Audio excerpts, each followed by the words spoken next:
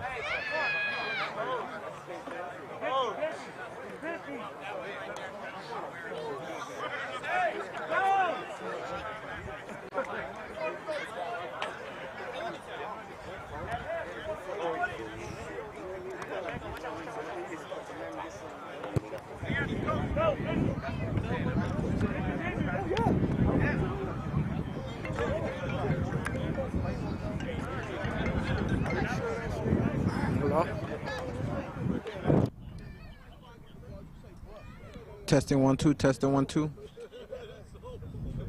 Can you hear it? Hear me? Oh, okay. Oh, cutting the mic off. Wow.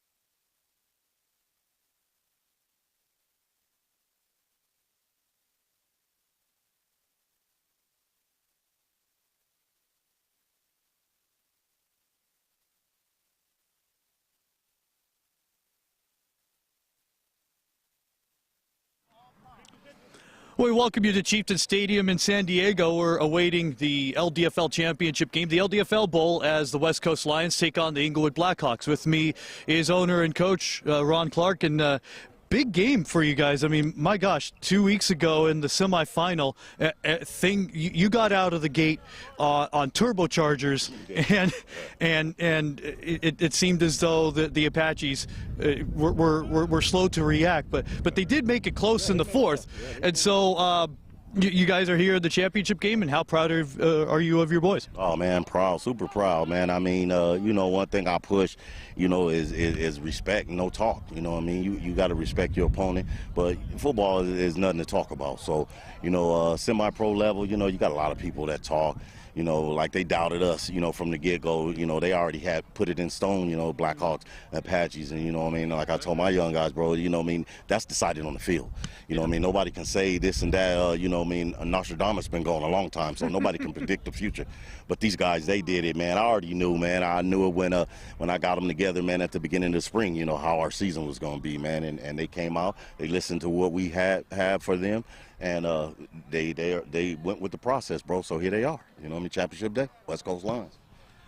8-2 is nothing to, I mean, nothing to walk away from. But still, you know, a win over the Apaches was great, given that there was little chance. Of course, you can't play the game on paper, but you're here today, and so what's your outlook? What's your game plan? I know you have a vague response for it, but here you are, and what's the deal? Well, the outlook of it is that my team done what they were supposed to do, you know, and then that's why they're here. You know, the game plan is to just play. Yeah. You know what I mean? To just play football. You know what I mean? Play some respectful football. And, you know what I mean? Let their talent shine. You know, that's what's going to get it done. You know, let them play. That's it, man. You know what I mean? You know, the Blackhawks been national champions for years. I've been playing against them since 2005. You know what I mean? So here I am, you know what I mean, owning my own team. And you know what I mean, and now they're gonna go at it with the Blackhawks. You know what I mean? Hey, it's just football, respectful football. You know what I mean? Blackhawks is a great organization. Big, great. I respect Tony and a lot of veterans on the team. It's a great team. So, you know what I mean? Who else would I want to play? You know what I mean? The best in Southern California is the Blackhawks. Yep. One thing that came to mind on my drive here was a team that maybe you guys emulate, because for a long time you were trying to find your way. That was the North County Cobras back in 2004. They were not with it for a little while, and the big bullies then were the Rhinos and the Firehawks, and then all of a sudden in 07, 08, they capped off an undefeated season, ended the Firehawks' long 26-game winning streak, and then they became champions. So there's sort of similarities I see in that and in you guys, where you found your way, and now you're here, and now you've made some noise, and this is it, the big stage. Yeah, that's it, man. You know what I mean? Yeah, I remember those teams. I remember the North County Cobra team. You know what I mean? The Firehawks, because I remember I used to play for Long Beach Lions. We played them in the first round playoff. They knocked us out 48-0. You know what I mean? So I remember when they was on fire. But yeah, it comes and goes like that. It's just, you know what I mean? It starts from the top. I told you that earlier. It starts from the top. It starts with the owners. You know what I mean? The respect that these guys have for you. You know what I mean? They're gonna work harder. You know what I mean? And that's just semi-pro, minor league football, period. You know what I mean? You get these young guys out here and they believe in you, they're going to go hard for you. You know what I mean? And that's what I got right here. You know what I mean? Also with my wife, my wife does a great job with these guys, man. You know what I mean? We show them pure love, and then in return, they come out on the field and work hard for you. Appreciate your time. Go get them. All right. All right. Thank you, Ronald. All right. There he is. There he goes, Ronald Clark. And we'll be back with more from San Diego in a moment.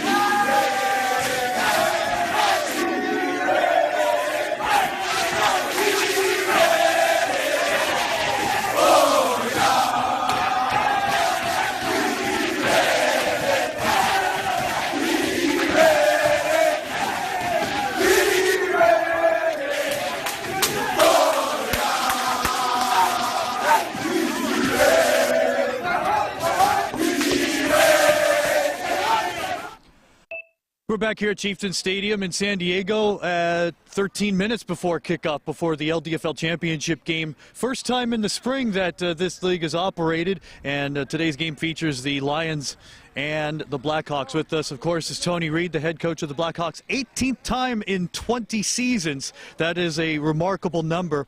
But more than that, it's the big opportunity to make a statement and do something fantastic and fabulous. Big win in the semifinal 2 weeks ago up in the IE. Coming into today's game, what's the mindset? Just got to come out and play football. You know, we're 13-0 right now, so not too much has to change. If we just play our style of football, you know, in all three aspects of the game, we should be fine. You know, no need to reinvent the wheel for one game. We've had some great practices. We've studied them. We've scouted them pretty well, and this is our third time playing them this year, so it's familiar territory. And, of course, the West Coast Lions are a great story. We spoke with Ronald Clark earlier and told him that one of the teams that it reminds me of who was down on their luck for a long time was the North County Cobras in 04-05 and up until they stopped the Firehawks win streak and then did big things after that. And this is a good time for them to get on the stage and make a statement. But what's your challenge to thwart them from becoming the upset specials? Well, like you said, they got a great program over there. You got to give it up to Lucy and Ronald for what they put together. They've done some amazing things, and it all starts at the top. You know what I'm saying? Success starts at the top and rolls downhill. And when you have a strong foundation at the top, things tend to get better for you. And we've been doing this at a high level for 19 years, you know, and it's time for us to, you know, just continue to do what we do, because we change players every year. We change coaches sometime, but the system remains the same. And obviously we're doing something right. So like I told you before, there's really no reason for us to go and reinvent the wheel today. We're going to come out and we're going to play Blackhawk football, and we plan on dominating today. Any goals today that you may have not set before but wanted to accomplish this afternoon? We want our 8th championship. That's all we want. Our focus is on one thing. You know, we're not worried about the individual accomplishments, the league awards, and anything like that. We want to come out and do it, have a team effort, and play good football, and you know, make this an easy win for us. Best of luck. Congratulations on making it again. Thanks a lot. There he is.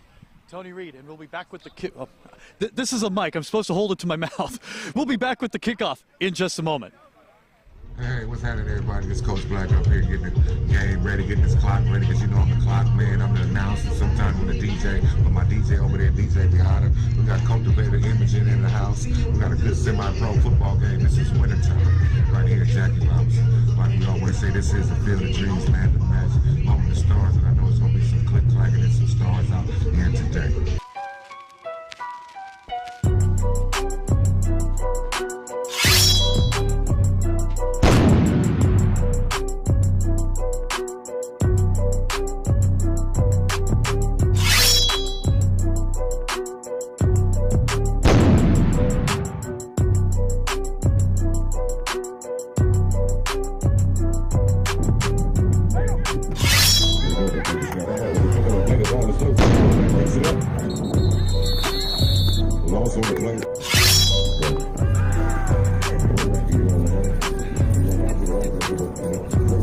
Turns it up at 35. He steps out of the bounds. You go out the shotgun in the situation. They're going up down. He dumps it all place. He catches it around the 40. He's at the 20. He's at the 10. He's at the 5. He's in the end zone.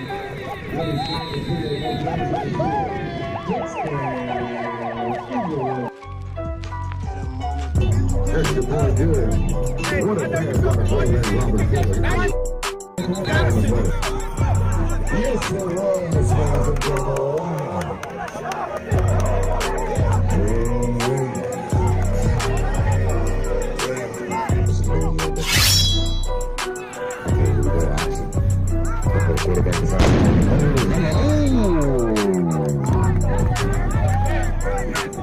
Packing 11 up.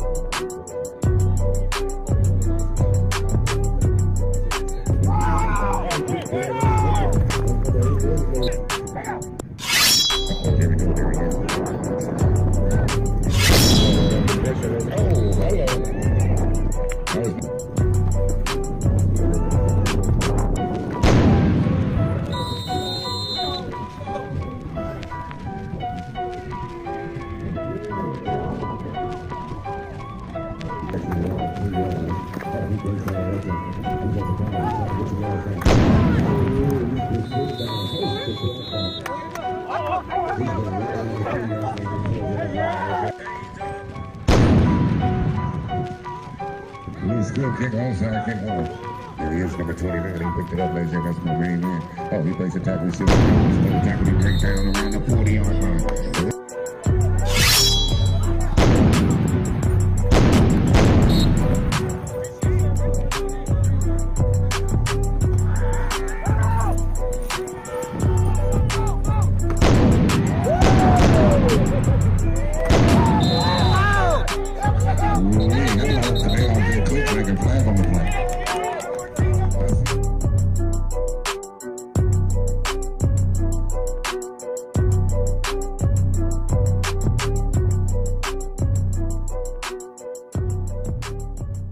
Inglewood Blackhawks, baby. 3 Blackhawks.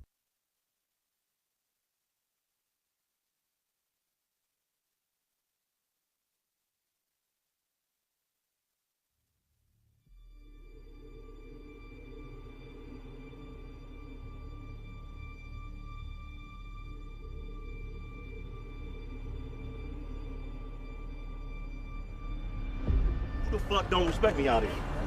Who? Who the fuck don't respect me? Hey, lines on me, lines on 3. 1, 2, 3. Lines.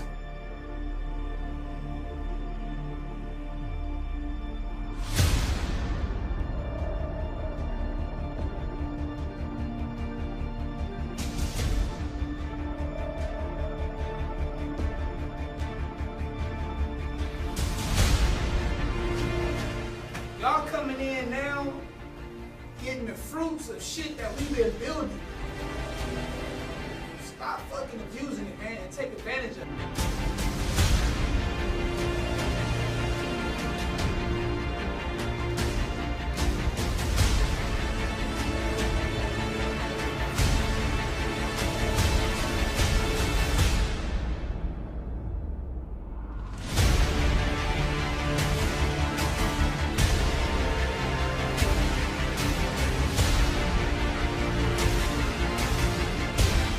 Mama Lucy, man, she up, like I told you guys, she up 7-8 hours a night, bro.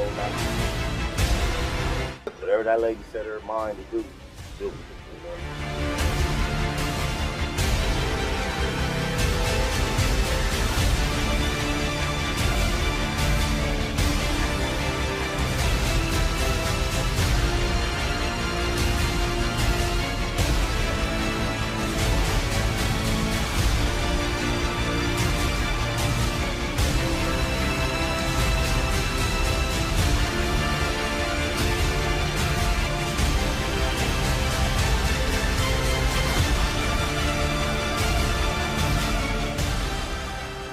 Y'all done worked y'all ass, okay? Y'all where y'all need to be. First those lines is always exhaustion, bro.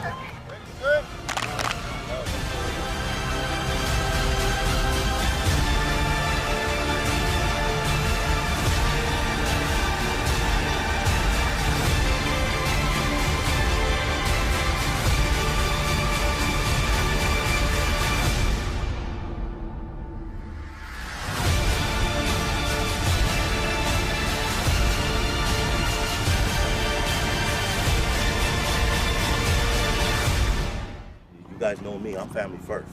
You know what I mean? You know, this football, you know, you can play football, bro, but family, that's everything.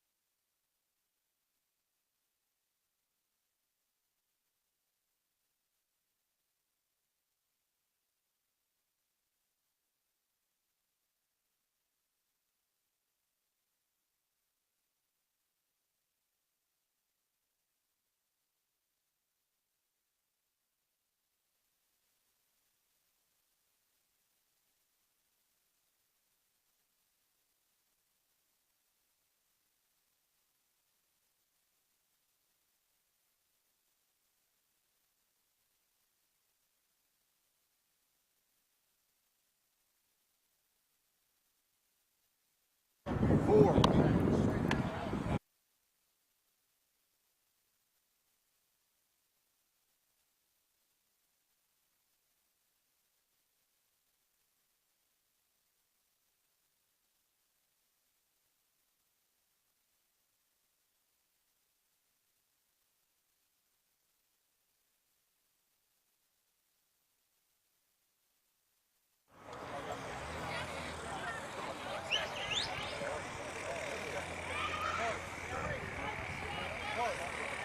Hey guys, come on in, shake hands. Shake hands. We're getting ready to play a football game. Cool, bro. All right, we got the captains coming out for the Lions.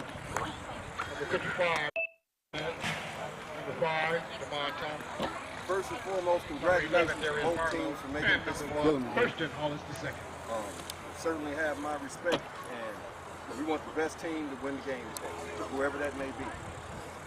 We're not going to see everything, guys. We're official. We're going to give you our best effort, and we expect you guys to give your Number best 94. effort. You know who your high heads are on your team. Try to keep them in line so we don't Number have 10, Billy We Jordan. don't want to do that. We don't want to get involved. Number 4, Just play Ryan football. Inglewood, you're the home team. San Diego's the visiting team. We got a corner here, West Coast. That's heads, and that's tails. What would you like? Tails. It is a tail. What would you like to do? They're going to defer. You know, you guys going to receive. Each go. Okay, go ahead, put your backs up here. You guys line up over there.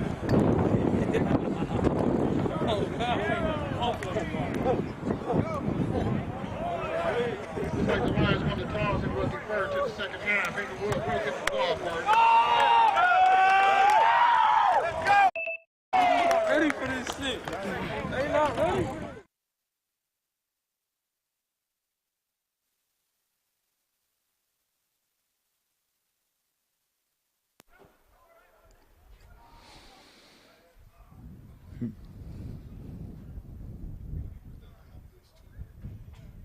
Yeah, it'll be fine there.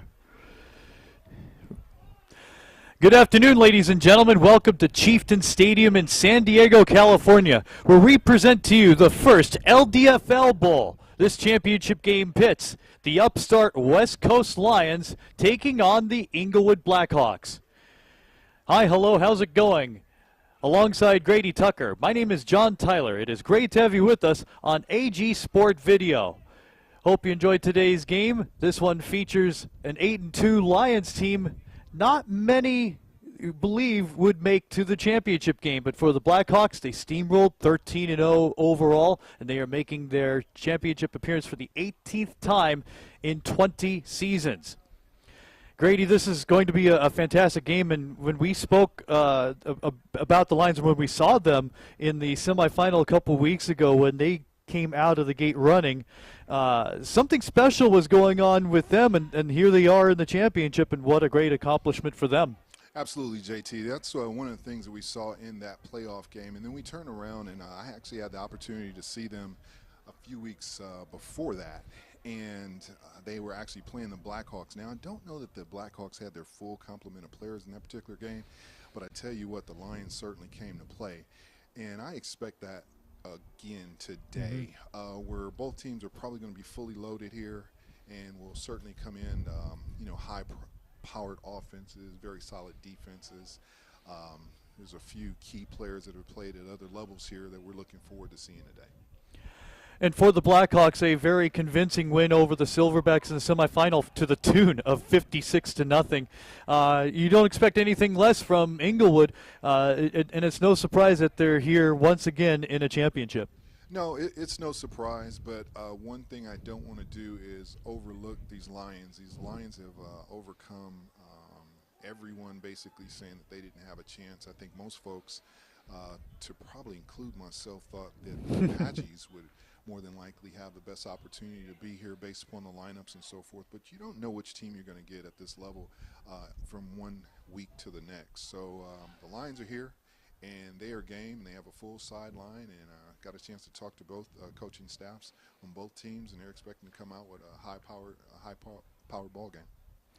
You look back a few years when David Letterman went to sign off in his final monologue. He goes, "Some thought I didn't have a chance. Others thought I didn't have a prayer." And so all that stacked against the Lions, they're here, and they've made it. We have a full officiating crew, 7 officials. That's right. They've bumped it up to for this affair. The captains, as they made their way onto the field earlier for the coin flip, they were Darnell Burnett for the Lions, Thurston Hollis the second, Damon Thomas, and Darius Barlow for the Lions. The Blackhawk captains were Robert Fuller, Brian Flowers, Billy Jordan, and Edwin Flores. And as a result of the coin flip, the West Coast Lions have opted to kick off, and they will defend the northern goal to our right. We are facing toward the ocean, so the sun will be beaming toward us in about 45 minutes. Wonderful. And the Blackhawks will be defending the southern goal to our left with a nifty breeze to the east. So here we go. The Lions in gray, the Blackhawks in all black, and here we go with a really short kick. This one is returned from the 35, and it's Bird. Bird to the 45, the 50, he's gone. We're going to call it here. A 65-yard run for the score. Touchdown. That is the first kickoff return for a touchdown all year in the LDFL. You know, that's amazing to me. I was actually going to, in the intro, say the one thing that I was concerned about was the special teams in this particular game. With Corey Butler-Bird as well as Darius Barlow on the other side of the ball, anything can happen. And based upon that first kick here, which was actually a short kick, he picked it up and took it to the house. So, and that's the one thing you don't want to do with Inglewood. You don't want to let them get off early because the sideline gets hyped and it just turns into a whole nother ball game. And look at there. I even wrote in the notes, no LDFL kickoff return for a TD. It happened on a punt return, but it had not happened on a kickoff. So the Blackhawks immediately on the board. How many seconds in? 9. Yeah, 9 seconds in. And, you know, the one thing that we mentioned in earlier games is they rarely go for 1-point conversion. So they actually go for 2 more than anyone else in the league. In fact, there's a big number. Someone from the Lions has 12. So here we go with Fuller to throw. The lefty chucks it for 2. It is good for Lejeune Moy, who we were talking about 2-point conversions. He had 5 in the regular year. He gets this one through, and the Blackhawks immediately up 8-0 after 9 seconds. Absolutely, and that's one of those, we talk about those SWAC products playing out here in California. He was out of Grambling State University, so you know, and that's one of those things where you look at film and you say, okay, what do they normally do in 2-point situations and who do they go to? So your film by itself should allow you to know that that's probably their hot guy. Yeah. And then to leave him uncovered. Short this kick. Is one of those things. This one is returned from the 35, and it's Bird. Bird to the 45, the 50, he's gone. We're going to call it here. A 65-yard run he was gone for the from score. His own 45-yard line. And I knew it at the 50 at least. So there's and Butler Bird, he was discovered late in, I'm going to say 2017. He played in a bowl game at Jackie Robinson Stadium in Los Angeles on a bitter cold night. Yeah, 10 miles from the ocean, and it was in the high 30s and windy. Absolutely, JT. And Butler Bird is one of those guys that actually should not be here at this level of developmental football. Remember watching him at the University of Utah, and excellent kick return, punt return guy. Could do just about everything on the field. You know, the old guys we used to call slash back in the day. He's one of those guys. And I can remember him taking back a kick against UCLA that was just incredible. So we expect those type of things out of him, and it's just good to see him do it here. You know, we're speaking about old names, David Letterman. Who was it with slash? Wasn't it Cordell Stewart? Absolutely, it was Cordell. So here we go. Kickoff. Oh, caught on a hard line drive from the 34-yard line. A big return for Damon Thomas.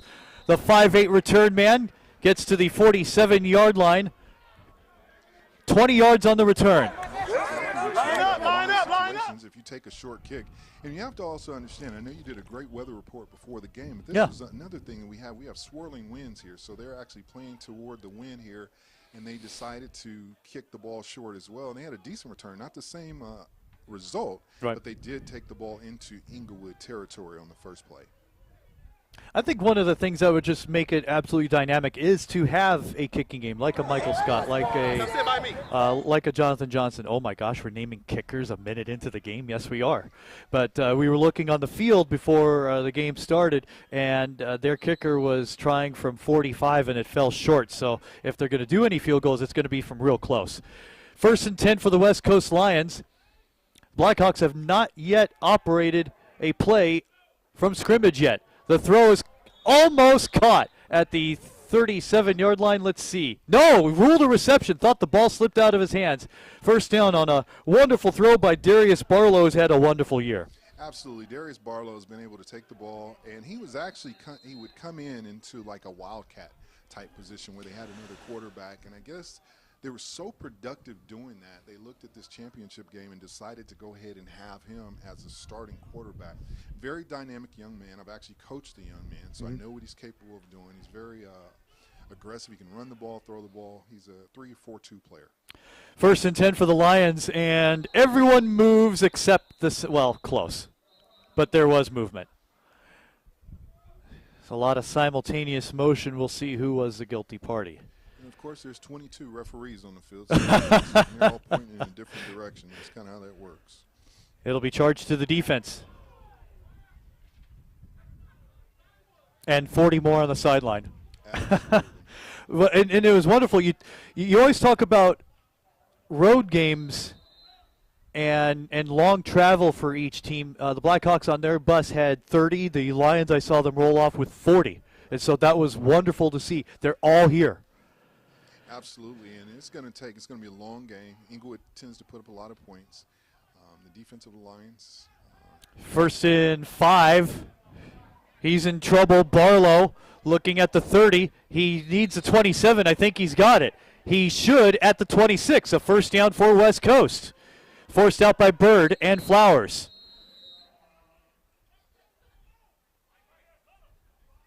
Clock stops with the play out of bounds. 13:34 remaining opening frame. 8-0 Inglewood.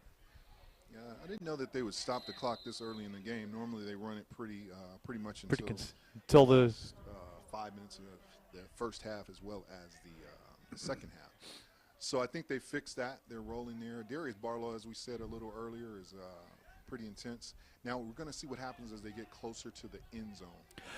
Only 3 touchdowns thrown on the year, as Grady said. He's done a lot more everywhere else. Handoff. This one goes to Wilson. Wilson up to the 25 and gets just 1. Making the stop for the Blackhawks, 90, David Robbins out of Texas State. Well, and we talked about earlier about the Grambling man, Lejeune Moy. The West Coast has a man from Grambling also, Gary Levi. So well represented, the SWAC here. Absolutely. And also on that tackle, it looks like we had Devin Jones. And Devin has had a couple looks at another level as well. So we're going to see how he performs today. 2nd and 5 on Inglewood's 25-yard line. 12:37 remaining first quarter. Barlow sails it high against the breeze. And that's one of those things now with his size. A lot of his routes will have to be to the outside, and I'm not sure if Inglewood is aware of that, but it's one of those things where, you know, once his offensive linemen stand up and the defensive linemen are coming, say a bull rush, twist, whatever they may be running, he's not going to be able to see over that, so he's going to have to get outside of the pocket. So they're just going to have to take care of the perimeter in order. So those of you watching across the country, you're wondering how Kyler Murray will play. Well, you're looking at someone who looks like him. Barlow to throw on 3rd and 9, and guns it over the middle. Gets a 1st down to the 16-yard line, a completion of about 10. Making the stop, 51, Devin Jones out of southeastern Louisiana, and that's a 1st down for West Coast on a very impressive drive early on. And that's amazing to me. I expected Inglewood to put a lot of pressure on Barlow and make him get out of the pocket to one side or the other. And looks like he might be a little banged up here. So they're going to have a timeout. And that is Barlow. And I'm not sure why he didn't just stay down with the injury. I missed the hit away from the play because I was watching the ball. So that's one of those things where he should have just stayed down, and that way his team wouldn't have been charged with a timeout there. It would have been an official's timeout for an injury. So that's, all that we talk about developmental football, and those are those types of things that you you kind of have to think of. So hopefully Darius is okay. Yep. I know him for sure to be a very tough young man. Man has dealt with so many things in his life, and he always has a smile on his face and is always looking to charge forward. So hopefully he's okay. We'll take a moment and wait to see, and we'll come back in a moment. Where did he get hit? Because I totally missed it because I always follow the ball. I never see the peripheral unless I'm watching on a screen. Actually, I was looking more at the receiver who had actually settled into an open zone there. Okay. And so, you know, today we're looking at the starting offense and defense. Yep. We'll have to flip that, but that's what we have for Inglewood. Oh, no, I see it there. And Flowers. Brian Flowers has been on defense. I noticed his numbers. They weren't what they were, but, of course, we're not in – and it's not to, you know, denigrate what he's done. This isn't 2012-13. And of course, in semi-pro, you have to create on the fly, and he's done wonderful on the defensive side of the ball. Well, not only that, and this is the thing, sometimes your numbers will not be high, and your numbers aren't high for a reason. Once you get to the point where the opposition respects you so much, they just don't come your way, you won't have those numbers that you would ordinarily have. Yep. So that's one of those things, actually, in a game that I watched this year, I want to say it was about a 65-yard interception return for Flowers. So once folks saw that on tape, you say, okay, look, I'm not going to go after this guy. Right. So he was actually an Inglewood High School product, and then went on to Idaho and balled out there, and has had some professional experience as well. Well, he's done wonderful on the defensive side of the ball. 4 interceptions, 2 touchdowns on those picks. So he's done quite well. We still have a slight discussion. Right, and that's that combination. When you're a defensive guy that's played offense, you know what to do with the ball. Right. And your mindset switches from the defensive side to how do I get to the house. And Barlow is back in. He's going to deal with the pain of whatever harsh hit he took. And that play did take a long time to develop, and so when that happens, you're sort of prone. Your blocking's not there, and your linebackers are just feasting on an open meal. Absolutely. So we are back to gameplay with 11:56 to go, first quarter. They're trying to answer back on the game's first drive. One set back to the left for Barlow. He's being hounded by Taylor. Taylor almost had him. There's going to be another block there. Barlow to the end zone. It's caught for the score. No. 1 foot in, 1 foot out, I believe. Ooh, that is a rough, raw deal.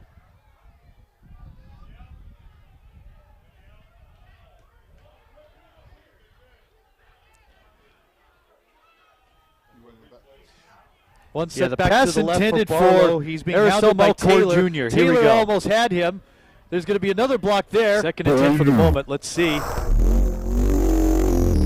2 men there.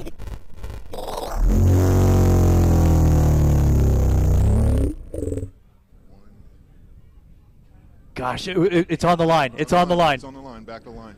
The first foot came down. The second foot when he went to turn. Score! Come down. And without an ISO cam, really in on that, there's no way to see. But I can't see how they would overturn their own call. 2nd and 10. Raw deal. Refs did make the correct call. Barlow with time to the end zone again. Over the shoulder. Touchdown Lions. Wow.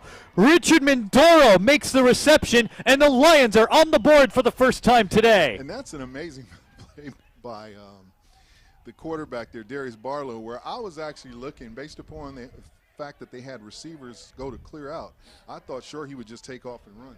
Raw deal. Refs did make the correct call. Barlow with time to the end zone again. Over the shoulder. Touchdown Lions. And Mindoro made the catch tougher than he needed to.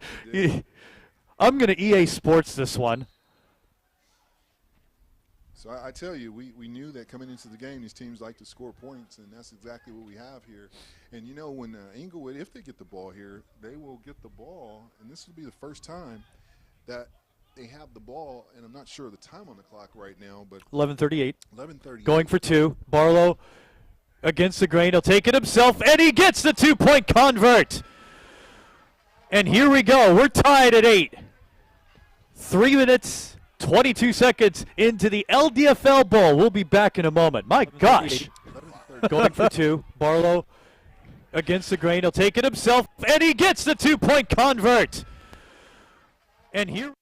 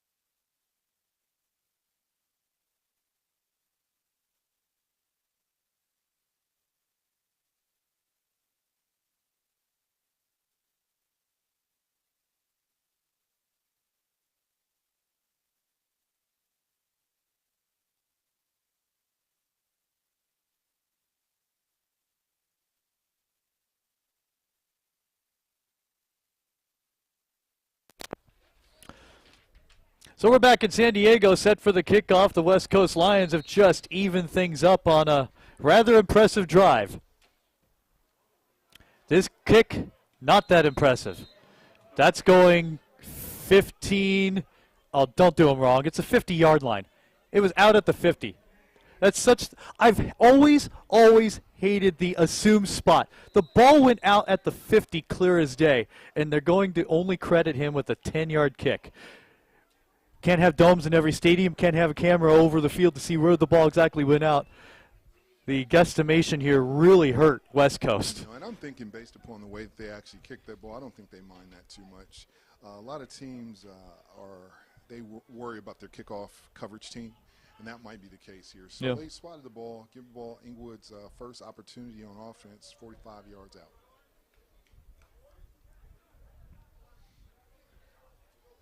Oh, we're not re-kicking. You spot it where he went out of bounds because it didn't go past the 40. Otherwise, it would have come up to the 40.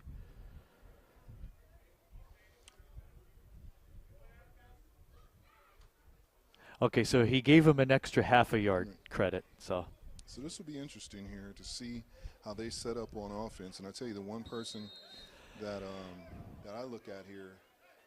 On 1st and 10, this is Alex. Alex against the grain, gets to the 35-yard line, and an advance of 11, perhaps 12. It'll be first down Blackhawks. They are going with the no huddle. They are going with the no huddle, and I guess it's a swag day because that's running back out of Southern University out of Baton Rouge, Louisiana. That's right. Jaguar gets the first, thought the left tackle move. Fuller throws, gets it complete, finds his man. That's Moy. Moy had a big play earlier, down to the 26-yard line, an advance of 8. Wow, it's just I'm noticing the coverage going back to the two-point conversion, and then on that pass there, it just looked like they're letting the receivers release for a minute, and that's not actually the receiver that I was really looking at for today. The one that I was concerned about is Billy Jordan, number 10. So I'm pretty sure they'll try to hook up again today. Well, Moy impressed 2 weeks ago, that's for sure. Gets the grain again. This is Alex. He lost the ball. There's 3 Lions around it, and one of those Lions has it. And it was popped out from his side. We had this discussion a little earlier this year, and looking at this young man at the running back position. And the one thing that I mentioned, and folks are a little upset with me, but the fact that the ball goes on the ground. So I know he will work on that to take care of that. But we also have to give the Lions defense some credit for coming up and getting that ball out. So turnovers, and special teams. Oh, that's us. That's awesome. You know those guys. Who are they? Never seen them. I'll introduce myself. That's who we are. John Tyler, Grady Tucker with you. This is, I think, the 3rd game we've done together, and it's as though we've done 50. Absolutely. 1st and 10. The box still has 4 for some reason. We know it's first. Barlow for it all. Yes, at the 45-yard line. Wow, that's McClure. That's a sudden change offense where you take a shot. You get the ball back unexpectedly and you take a shot. And that ball carried in the breeze. It did. Did you notice the crowd was sort of quiet while the ball was in there? Like, I can't believe this. It was up there a while, folks. Yep. It really was. 1st and 10 from the Inglewood 45. This drive started from their 20. Barlow, he can't throw with his left. Do like that Fleet quarterback did and throw behind his back. He goes out of bounds at the 50, so he willingly lost 5 yards, and it'll be 2nd down and 15. Absolutely. You know, and much like Barry Sanders would lose yards on a lot of plays, but he would gain so many others on the other big plays. And this is the key here. So Inglewood is saying, I need to get this guy out of the game. And I'm not saying hurt him. It's next man up. No, but it's the next man up because he is the guy that has probably the best opportunity to beat you. So you want to see what the next guy can do. So you have big Roy Otis on the pursuit there. So he made Roy run from the middle of the field out to the sideline. So we'll see how that starts to affect them a little bit later. Well, what sparked our attention, and you were talking about next man up, is some assignments were missed, and there was, let's say, consternation on the Blackhawks sideline. On 2nd and 15 at the center line. Oh, he's in huge trouble. That is a loss of 22. So that's one of the things that we noticed in a game before. Once he goes down to try to balance himself, that's the best opportunity that a team has to get the ball out. Because he will spin around. I've seen him make plays out of that play. That's not the smart play that you want to do. You certainly don't want to have 2nd and a zip code. Wait, how many zip codes? It was at least 2 zip codes. At least 2. Absolutely. Timeout West Coast. That's their first. They need to, because we're going to put up a graphic we don't put up often. It's going to be 3rd and 37. So both teams have. So this is one of those things where I can tell you now, I've watched enough of these games, and you make a mistake here in a championship game, you don't see a lot of the field. So no. Alex is going to have to. He's probably going to get another chance. I know that's what I would do. I never take my guy off the field on the first mistake. But another mistake, especially knowing that you have another qualified running back like Brian Flowers behind him, that's something that he certainly wants to. But he played at Southern, so I know Coach Odom and all those guys out there, I know what kind of coaching staff that they had. So he's been yelled at more than this, that's for sure.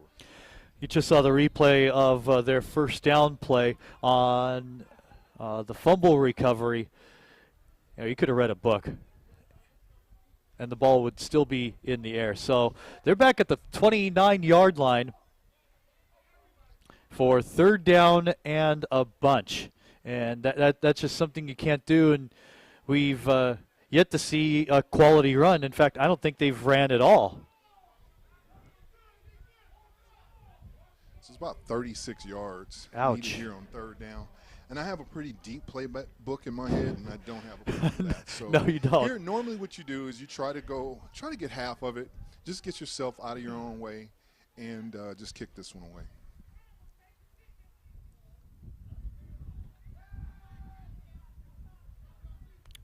Here's another pass complete to the fullback. He's still moving. I don't blame him for not whistling. Look at that. Wow. Tremendous yards after catch. That's great effort there, and I guess since he was moving forward, they went ahead. I normally worry that when you have a player that's stacked up like that you have more chances of an injury there. And so sometimes you look at, was the forward momentum stopped? Now, mind you, they needed 36 on that play. Now they need 14 for a 1st down. So this is well within their wheelhouse to actually go for it here. And they would basically give Inglewood the same field position that they had in the first series. Yeah, inertia is a mother, isn't it? With Nolan making the reception. 4th down, of course they're going for it. Both teams are completely void of their kickers. In fact, we were talking kickers earlier. Robert James wrecked his knee, and he was in a brace 2 weeks ago. So Inglewood is out of luck in that department. This one's in the air and incomplete. It wouldn't have mattered because it was 4th down, but still there was an opportunity to pick it off, and Mikkel Meyer, former Firehawk, should have done some push-ups right there. And you know what? And the thing is, I don't know that it would have mattered because he had nothing. But on the drop, you gain yardage. Well, he gains yardage, but I think he might have had an opportunity to take that back to the house. Few. Let's look at it again here. Well, actually, this is the other run. Yeah, look at that. I see no reason to whistle it dead. That was amazing. So Inglewood steps to the line, 1st down and 10. This is their first play in their own territory today, and this is their 2nd drive. They officially did not have a first drive because of the kickoff return for score. 8-0 halfway through the first quarter. 8-8 rather the score. A run up the middle gets them to the center line, 2nd down and 9. And you know what? That play, I don't think that was really designed for anything special. That play was Inglewood's offensive coordinator putting the ball back in Alex's hand to make sure that he's back on that horse and he's ready to go. Couldn't have been said more perfectly. The fake to Alex. This one is on the near side to Jordan, who's had a great year this 2019 year. Out of bounds, near 1st down yardage at the 42. Will await the mark. They're going to spot him the 43. I thought he had maybe the length of a football more. Now that's interesting because I'm surprised they didn't actually call a block down the field on the.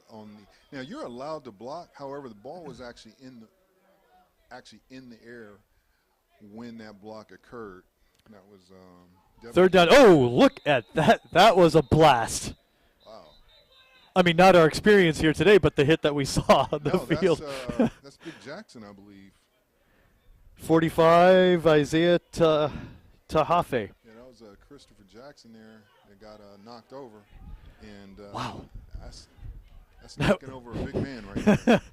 So that's a 1st down for Inglewood, who continues this drive along, which started on their 48-yard line. Right. So 1st and 10 on the 38. Fuller to Chapman, 40. Trying to avoid the horse collar. Wow. Well, they got the job done and got him out of bounds. Clock continues to run, 6.5 to go, 1st of 4. That was a pretty heady play there because he actually had him by the horse collar, if you will. Managed to stand him up, release the horse collar, and attempt to make the tackle in a normal way. And that's I've never seen someone actually take that type of time. Normally you can. If your legs are driving as the offensive player, you're going to break out of that. And I stand corrected. Justin Sidney made the catch on the far side. 2nd down and 9. We're tied at 8. Sure. Empty backfield for Jordan. In triple coverage, 3rd down. So if we notice there, Billy Jordan stepped into the slot position there.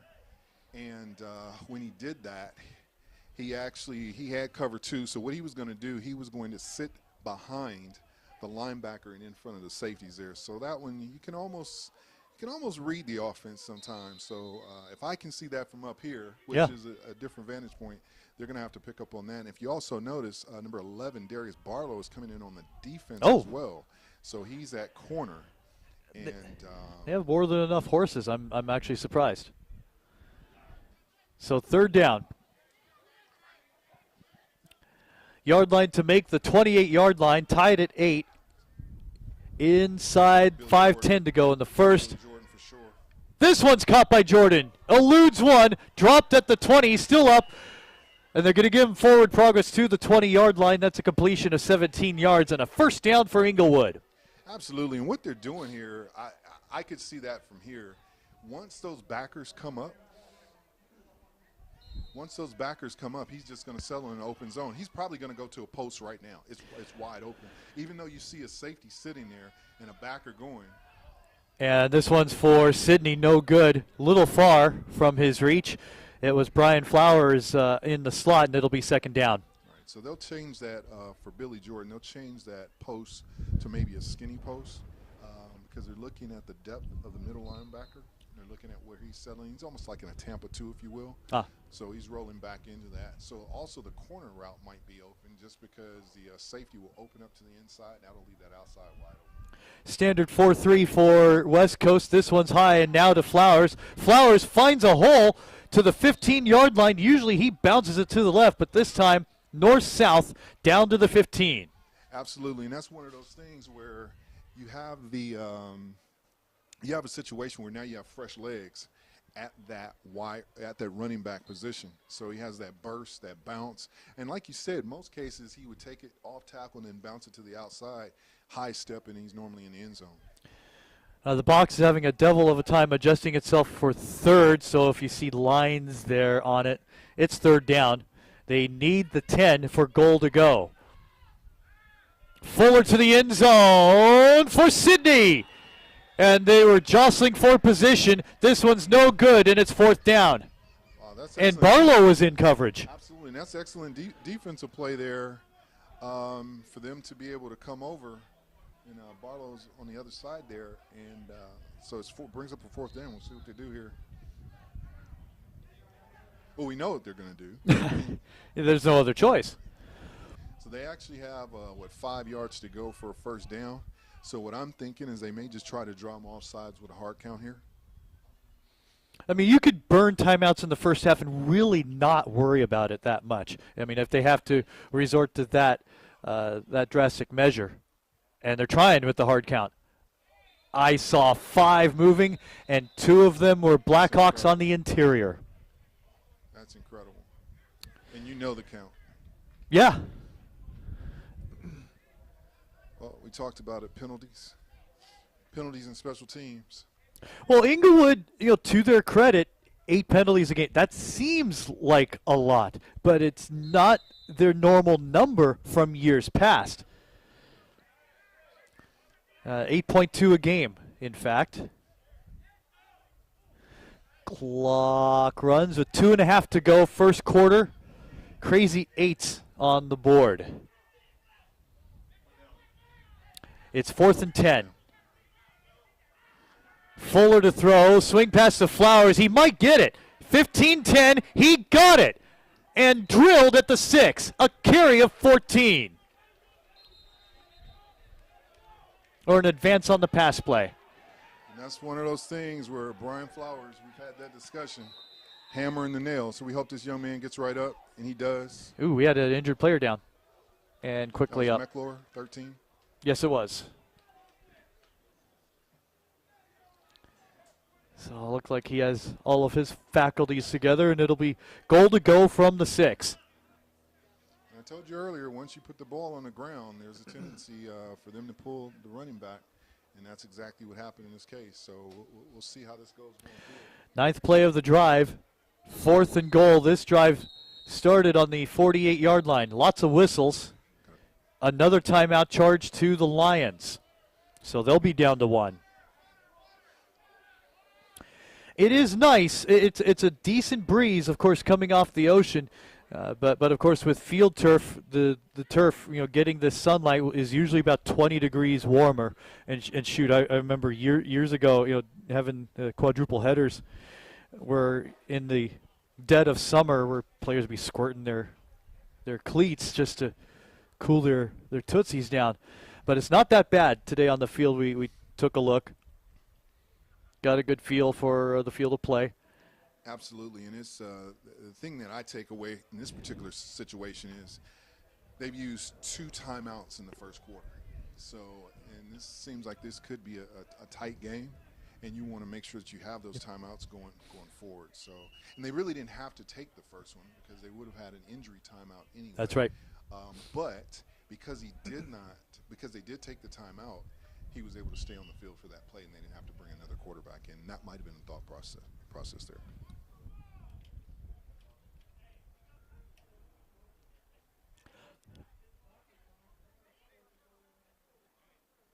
Ooh, watching it on the big screen. So here we go. 1st and goal from the 6. So we pretty much expect something to go to the outside here. Double wide either side, and outside went to the running back, to Flowers. Look at that. He ran someone over. Touchdown. He's done this before.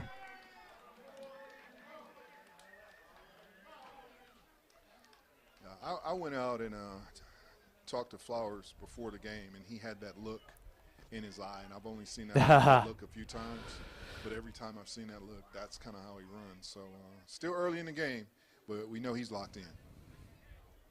So he did that, I think, in 2013, and they repeated my soundbite where he trucked Kinte Haynes. It's a play we'll never forget, and he did it again, lowering the boom. They're going for two.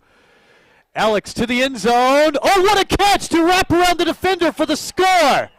And I don't know that this won't be an offensive pass interference here. I don't know. Looks like he threw the defender off. Now, the initial part was the defender was holding on to him, but then the offensive receiver threw him off and actually caught the ball. So I'm not sure how they'll call this one. Yeah, I thought I saw holding by the defender, but what's our discussion? Because as a result of contact, either or, the flag was thrown in the end zone. So I think they're ruling this as is. Let's see.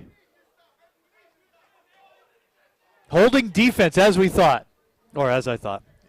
Yeah, that's an interesting call there, because if he was going to call holding on the defense, I thought he would have done it way earlier than when he actually threw that flag. But at any rate, it's a touchdown. Extra point is good.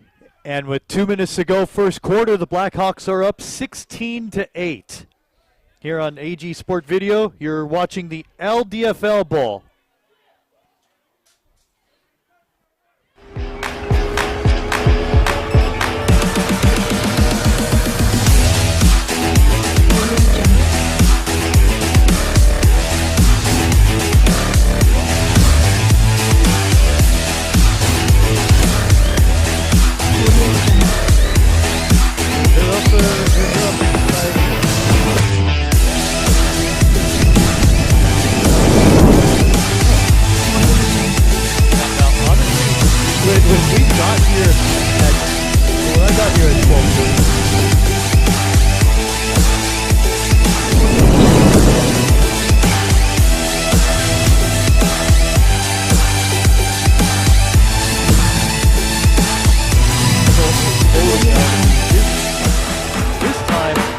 The Blackhawks as a home team on this side, we're hearing it from them.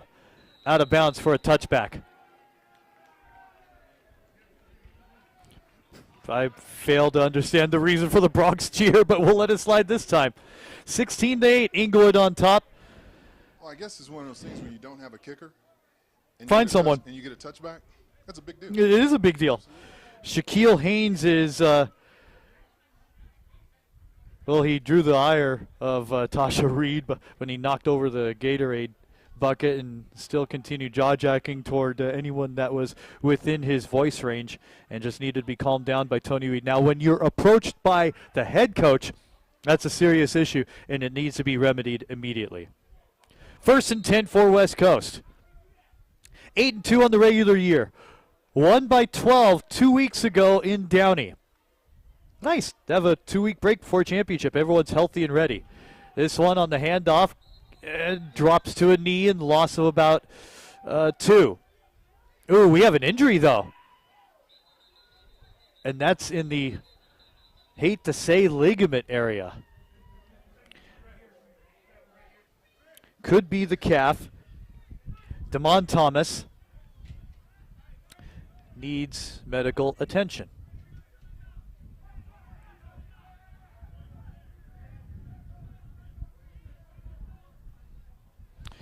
My thought was his leg may have been slightly twisted when he went to spin. But that is about as much assumption as I'm going to do.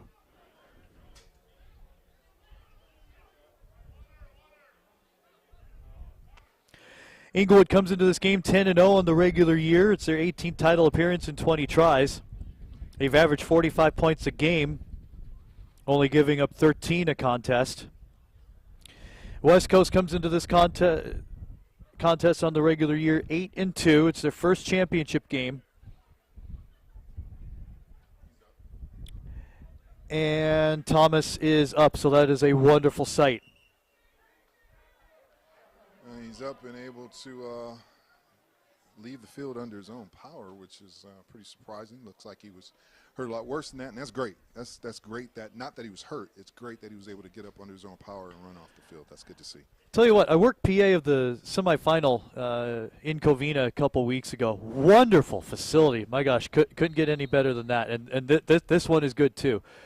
When we informed the crowd of the Apache final where they had lost, it got people's attention. 2nd down and 11. Uh-oh, screen. No, don't give up another 40. You can't. And he's willing. That's a loose ball. And Roy Otis has a touchdown. Oh, they're going to call it a safety. Oh, Barlow cannot willingly give up yards like this. This is a chronic problem, and this cannot continue. We talked about it a little bit earlier. Once he puts that hand down, everything and anything can happen, and now it looks like he's down. And now this is the thing. Should have threw it. Once they get to that point where they start to feel themselves, as I've called it, it gets really loud on that sideline, and then it turns up. So they're probably mentioning something about the dancing with the injured player and the helmet off. So they're probably just. No, I think that helmet came off naturally. Well, in the end zone. Well, it would have been a fumble recovery for touchdown by Roy Otis, but they ruled Barlow down in the end zone when he willingly gave up that yardage. And I'm not sure that they didn't cheat him out of a touchdown. So I guess they're saying his progress was stopped, so they went ahead and called the safety there because he was twisted around, which is fine. Well, the Blackhawks are really geeked at this point. So that's 2 for them, and it's 18-8 with 1:34 to go, or 1:30 rather, left in our first quarter. And the huge concern is Barlow. I mean, I'll tell you what he's done as a wide receiver.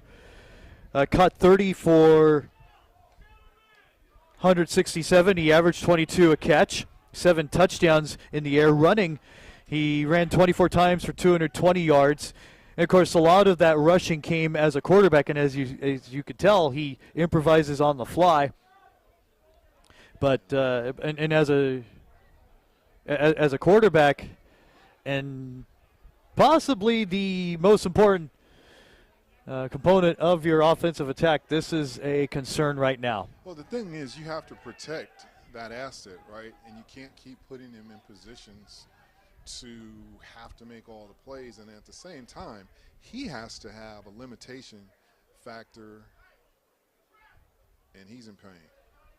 He's in a lot of pain. Oh, he's being actually carried. Oh, boy. Yeah, that's one of those things.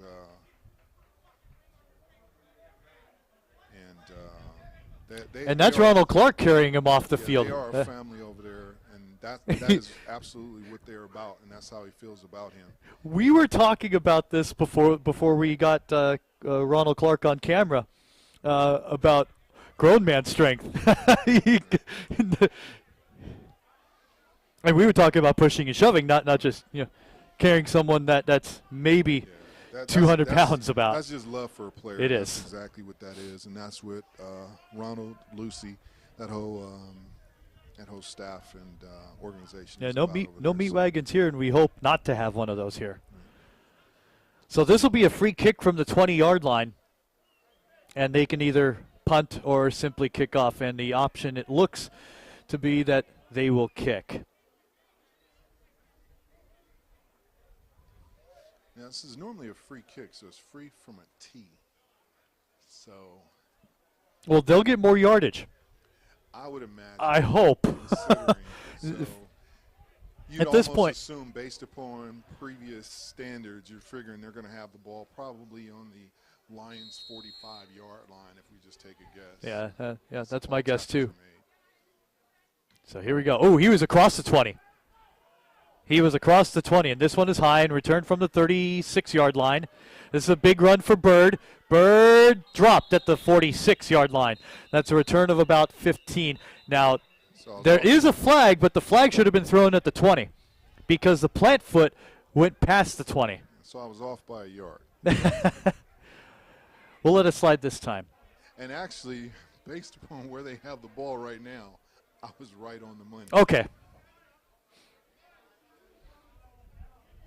And there's no skill to that. That's just no, it's not at all.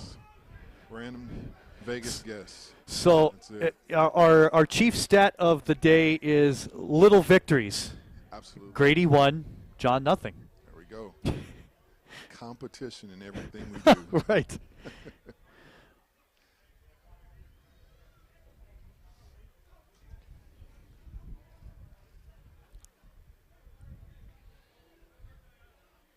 I see a personal foul charge to the Blackhawks, so they'll be back on their own side of the field.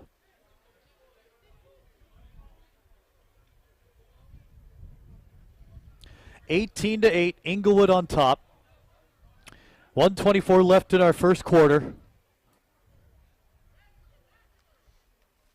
I know Darius Barlow, and if that kid can come back, he will. But based upon the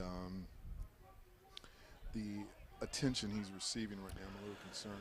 So now I'm looking at a switch release down on the bottom here with Jordan and Sydney. Yes, absolutely. Instead, the handoff to Kendall Gordon, who stole my number 25. What's up with that? He's across the 40. Are they going to give him forward progress? Should. They're going to give him 3 to the 43-yard line, and another injury. Yes, I see that. And so I'm thinking they're setting up another play, but let's check on his injury first. Henderson's back on his feet. That's number 90, James Henderson, out of Cal State San Bernardino. The aerial pictures today you're hearing are from the San Diego Police Department. 2nd and 7. Actually, we do have a drone here today. We do. I think Chappelle has it. Me having a lot of experience with, we'll come back to that on the other Okay. side. And it's Alex. Ooh, throws, caught somehow. Lejeune Moy down to the 20, to the 17-yard line. And boy, Fuller got rocked and was able to get the ball out with enough release to get it down to Moy for a first down. That's going to be 36 yards. And as a former defensive back, that just makes my blood boil when you have a play, 50-50 ball, high point ball, and you don't see the defensive backs actually get up in the air to get it. And I was sneaky with it. I would go up in the air as we look at the play again. They're in shotgun formation. You can tell it was a stack. Mm-hmm. So on the play action, the corner is already trailing in the play. So he has back, and no one even goes up. They should have surged forward. Absolutely. You stay with the guy, right? Mm-hmm. You find the ball, you stay with the guy. And what I would do, I would actually pull up. But it looks like they're actually – no, we should have quarter. It is quarter, and that is the end of the first of 4. So in the LDFL Bowl from San Diego, Inglewood leads 18-8.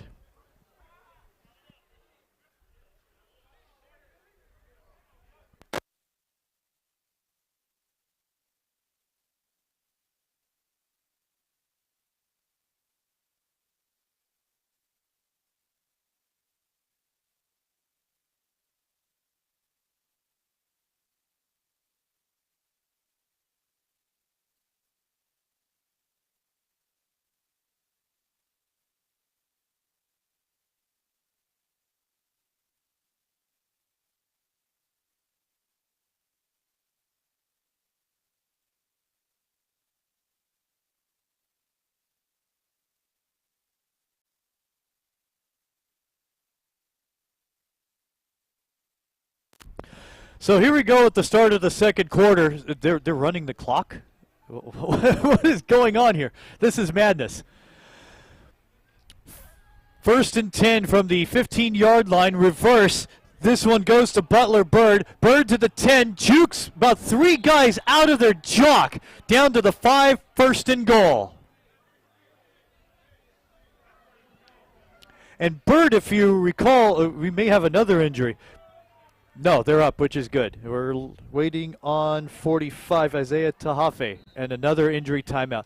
Let's talk about Butler Bird. Told you he got signed late 2017, and the Blackhawks were thinking about transition into spring, and he played in the bowl game in early January at Jackie Robinson Stadium. Then later that month, we worked the Civil War, where you don't do much on kickoff return coverage or punt return coverage, and it was a missed field goal. That's what it was.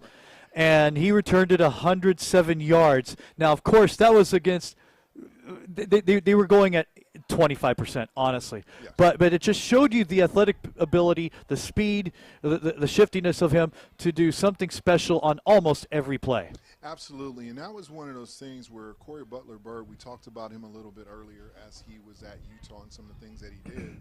But he's also, since he's been back in the Southern California area, he's had an opportunity to be signed. He signed a contract with the San Diego Strike Force. Excellent. So he was able to play in the first game. He had some other looks that he was looking at there. And actually, we just had stepped in the booth here, offensive coordinator from the San Diego Strike Force. And what can you tell us about the Strike Force as well as Corey Butler-Bird? Corey was a great player we had on the Strike Force. Unfortunately, he got a little banged up early, and we couldn't use him the way we wanted to. But he came into camp as a DB, and then I was trying to steal him as an offensive player the whole time. But we had a little bit of a need there for him. But if he didn't get banged up, he would have been a big player in our offense. And more about the Strike Force. We play tomorrow night. We have the Arizona Rattlers. We're at Pechanga Arena, and we'll be there at 5:05. So if any of you guys want to see some more football the rest of the weekend, we'll be there. Best of luck. Good deal. So are you actually out here, Taylor, are you actually out here looking for players, or what are you looking at today? Might have to get to that in just a moment, as we have Inglewood coming to the line with 1st and goal after the injury timeout. Tahafe got back on his feet, playing on defense. Usually he is a fullback. 1st and goal from the 2. This one handoff to Gordon. He dives and gets down to about the 2, inside the 1, and we have a penalty marker in the middle of the field. There's been a lot of penalty flags today, JT.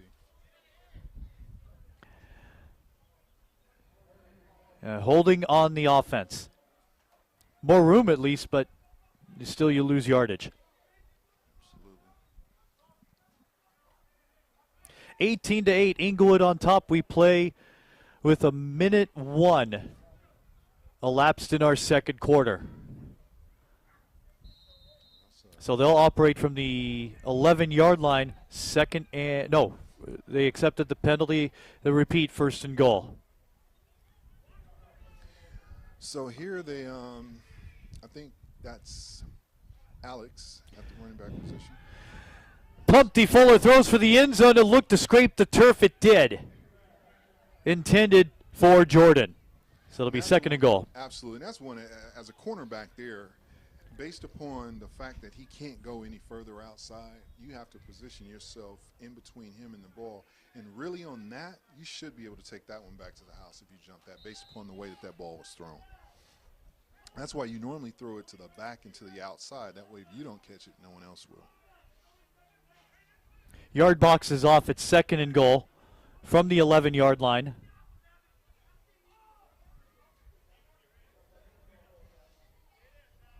Oh, good. The PA guy knows it's 2nd also. Glad to be on the same page. So where's Billy Jordan? That's always my question. Far side. They'll go near side this time. Complete to the 5. Big hit. Gains about 3 more. Whew. I mean, if you want a wrecking ball, we just found one. We'll probably hire him, too, for a construction site down the road. Unfortunately, that's not what they're here in the business of, and that's where you wrap up and take the man backwards. You don't sit here and try to pop tackle. Yeah. A lot of times what happens, you hurt your own player when you do that. Also, you spring the runner, and he goes into the end zone, and you don't know why. Modified no huddle. The handoff goes to Alex. He runs over a dude. He's on a few humans. He's in for the score. You could hear that hit from Rancho Penasquitos. Well, that's one of those things where he saw Brian Flowers do it earlier. Yeah, that's 2. Decided, you know what, I want in on that action as well, and that's exactly what he did there. Uh-oh, penalty flag. It's more than likely going to be an unsportsmanlike conduct penalty here. That'll be 3 on the day combined. So we want to make sure this game stays, controlled. There's 7 officials out here. Want everything, a lot of folks are looking at this one, so we're just hoping that they can keep themselves contained and continue to play a good game of football.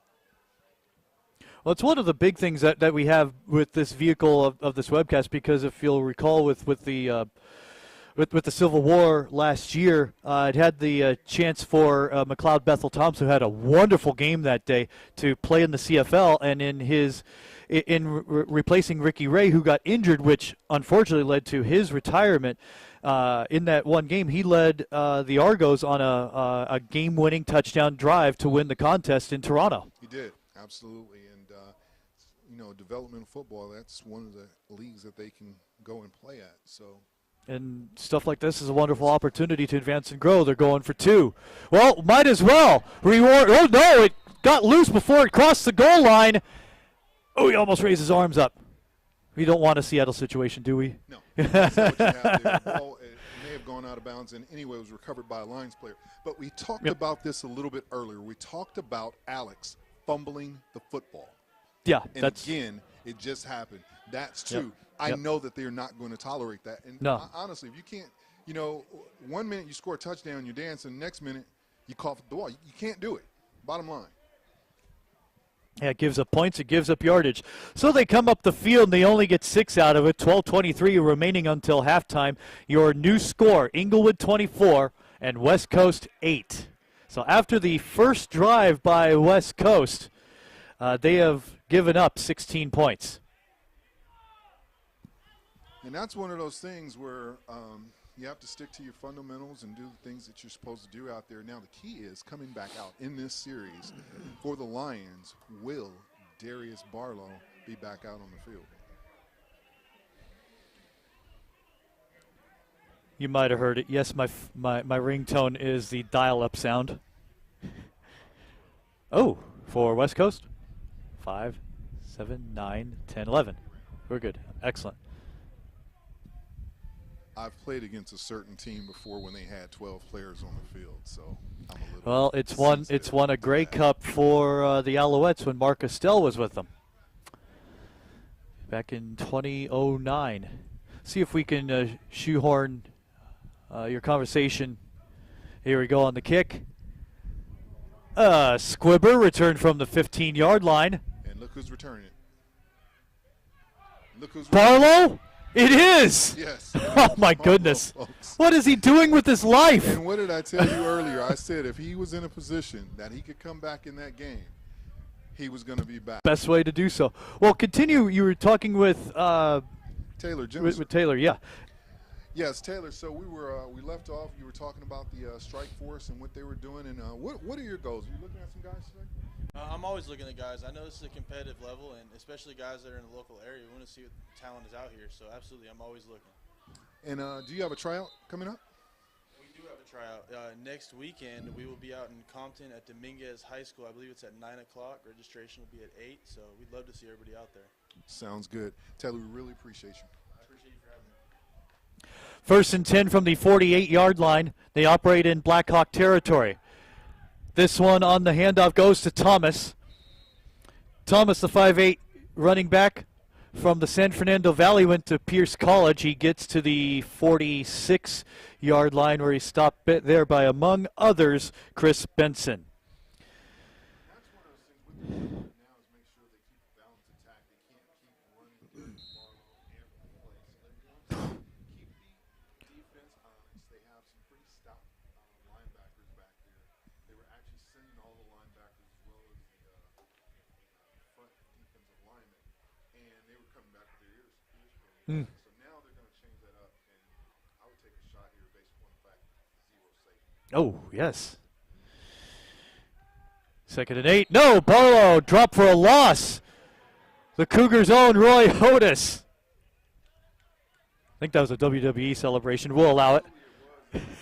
Roy Otis from the University of Houston, and ironically, we were just talking to the offensive coordinator and player personnel guy, Taylor Jennifer, and they just signed a young man, Ralph Harvey, from the University of Houston as well. So those Cougs. Yeah. They plucked the coach away from the Big 12. Absolutely. So 3rd down. They need the 37. And no safeties again. It looks like they bring one. Well, if you count Caldwell, but Now they shade back. Barlow's in trouble. Flores strips the ball. Barlow gets it back and forces himself out of bounds for a gain of just one. Drops his helmet in disgust. It'll be 4th down, but Flores didn't get the sack. We didn't get his sack dance, but he did get the strip. Right. And he'll be back. This is 4th down. Not going to run a punter. So here I almost expect him to maybe initiate a run and then hope that a receiver can get open where he can just throw the ball up. That way if it's picked off, it's almost like a punt. The problem is having guys tackle whoever makes the interception if they decided to do that. So not sure which way they'll go. He's looking to his left first. Flores has had a wonderful year, league leader in sacks and fumble recoveries, and almost had his 5th of the year, 1st of the postseason. That'll be 4th and 6. Maybe. Upon my further review, I think I saw the left guard move.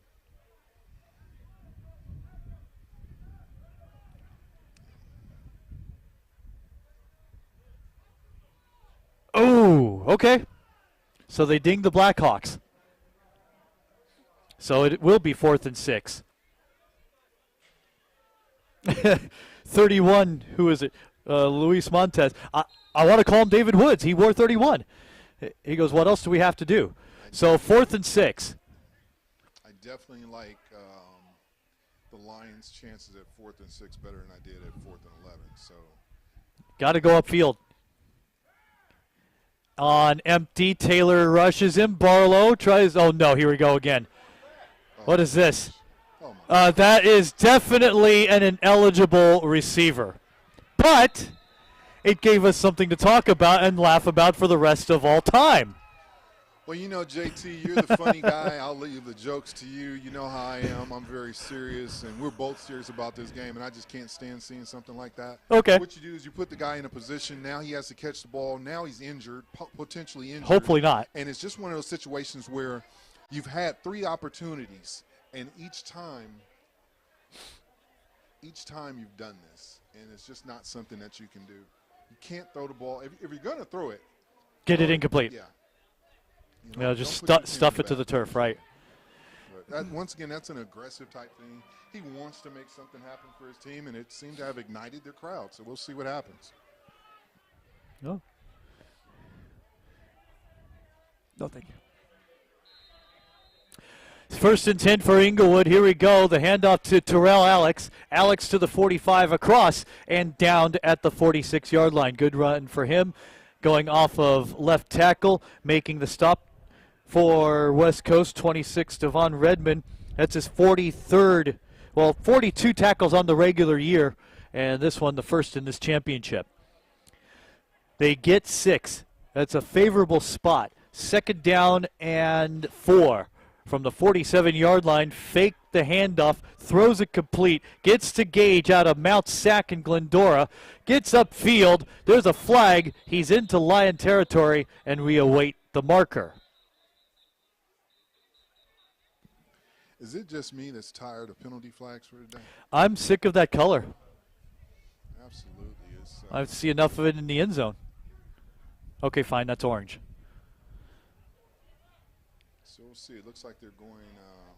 That's going to be holding at the worst, and they're going to accept the play. So we'll reset and redo 2nd down. Great day here. The breeze has not let up. It was holding on Inglewood. It makes it 2nd down and 14. Clock runs. We play with 8 minutes, 10 seconds remaining in our first half. The Blackhawks up by 16. So now this is an interesting formation where... Oh, to the other side this time. No, that was incomplete, and it was a forward pass, and that was a bad drop by Sidney. Looks like he threw it from the 30, and it landed about the 32. So definitely a forward pass. 3rd down. Wait, just hear Mr. Black on the field, or what's going on here? I know that voice from anywhere, and that is Tyrell Lewis. Ah. I knew it. I was like, wow, he sounds just like him. 3rd and 14. He's never one to be quiet. No. And representing his brother. Absolutely. We were there for his memorial game. Oh, he takes a shot. Oh, look at this. That ball's no. Intended for Sydney. Well, bad possession for him and them, and it'll be 4th down, and, of course, they'll go for it. Wow. Sydney out of Saginaw Valley State, I believe. Without looking at my roster, you've done good, my man. Good deal. Little prep. Yeah. So it's going to bring up 4th down. They're going to change a lot of personnel. I'm honestly confused, and I think they are too. And let's see. Yep. Time count was down to about 5 seconds, so the Blackhawks are up for a timeout. And why not? I mean, this is one of those use it or lose it timeouts. We said use your there's constructive ways to use it in the first half. You want to amend some things, but then again, you don't want to burn timeouts for silly stuff like this in the second half. Absolutely, and that's one of those things we talk about penalties. So instead of taking a penalty, he said, we cannot take that. There's never been a time where you go into the locker room and you have a discussion about a timeout from the first half. It's over with. Can't do anything with it. So it's definitely something that you definitely want to make sure that you get it right, because having the score at 24-8 and having Darius Barlow back out on the field, this can change quickly. So this is one of those things. It didn't work. The offense didn't quite get going the way that they wanted it to. Now, this is Tony Reed. This is the Inglewood Blackhawks. There's always a trick play somewhere. Oh, yes, there are.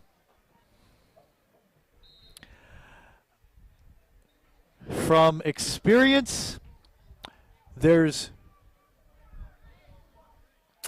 two.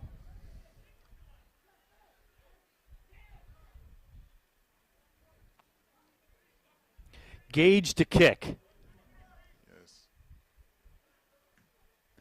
Okay. And no, out of bounds at the 42. Let's see, 41 to 42, 8 and 9 is 17. No return. West Coast ball when we come back. Well, we don't have commercials. Why am I saying that? 6:24 remaining in our first half. It's a 16-point lead for the Blackhawks.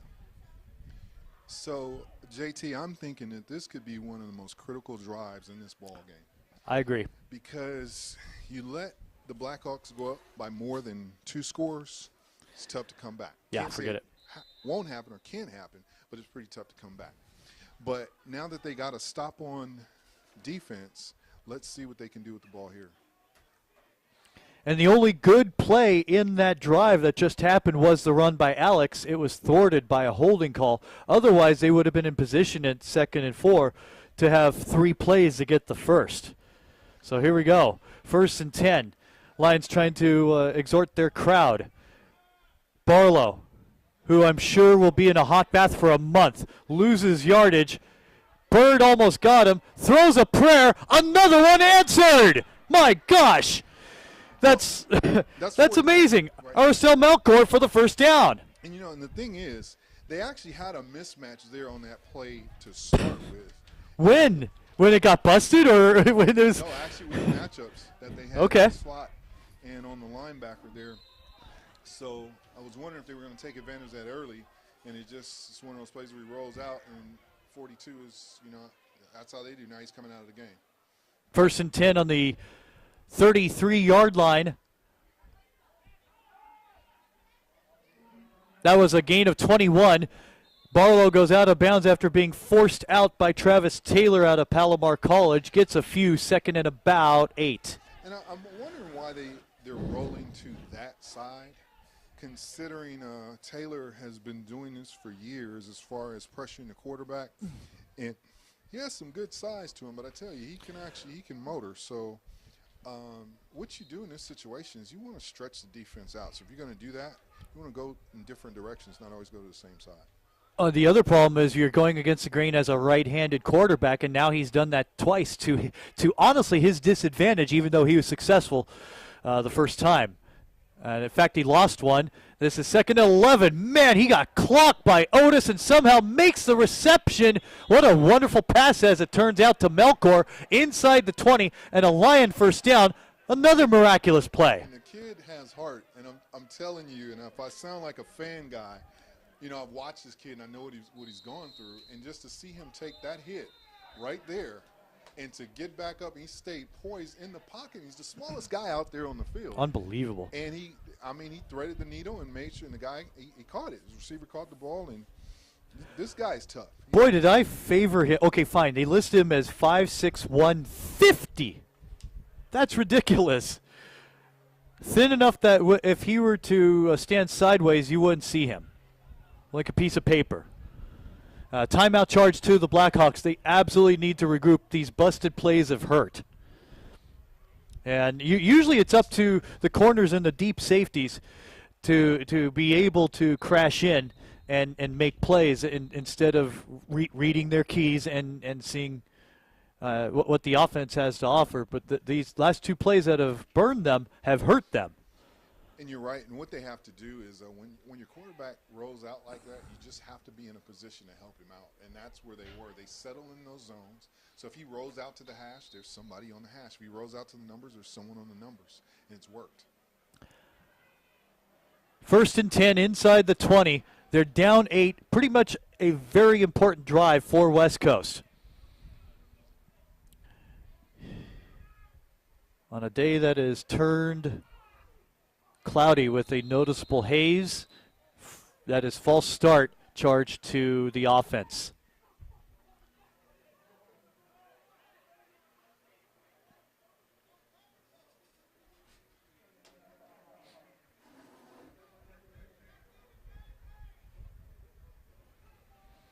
By the way, fans, take a drink every time you hear same page today. 1st and 15 from the 24-yard line. A low snap for Barlow. Barlow with a lot of time. Oh, boy.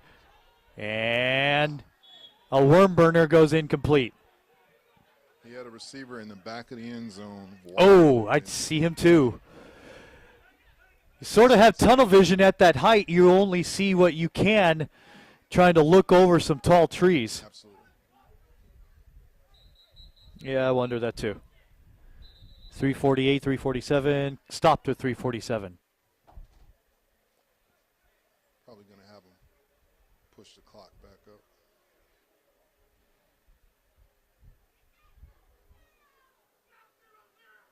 up. Everyone's yelling their opinion. I heard 12-0-0. Well, for a few bucks, we can go back in time, just grab a TARDIS. So at some point, they're going to take a shot here, and I'm just wondering who it will be to. You know, I like the height advantage. I like the height advantage with 85, with Von Claiborne. I just don't like the matchup with Brian Flowers because he's a heck of an athlete.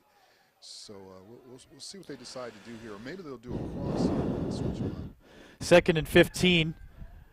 Barlow at time. Uh-oh, pocket collapses. Oh, everything did. Barlow runs into his own guy. That's always fun. He's still behind the line of scrimmage and throws. I think he caught it. He did.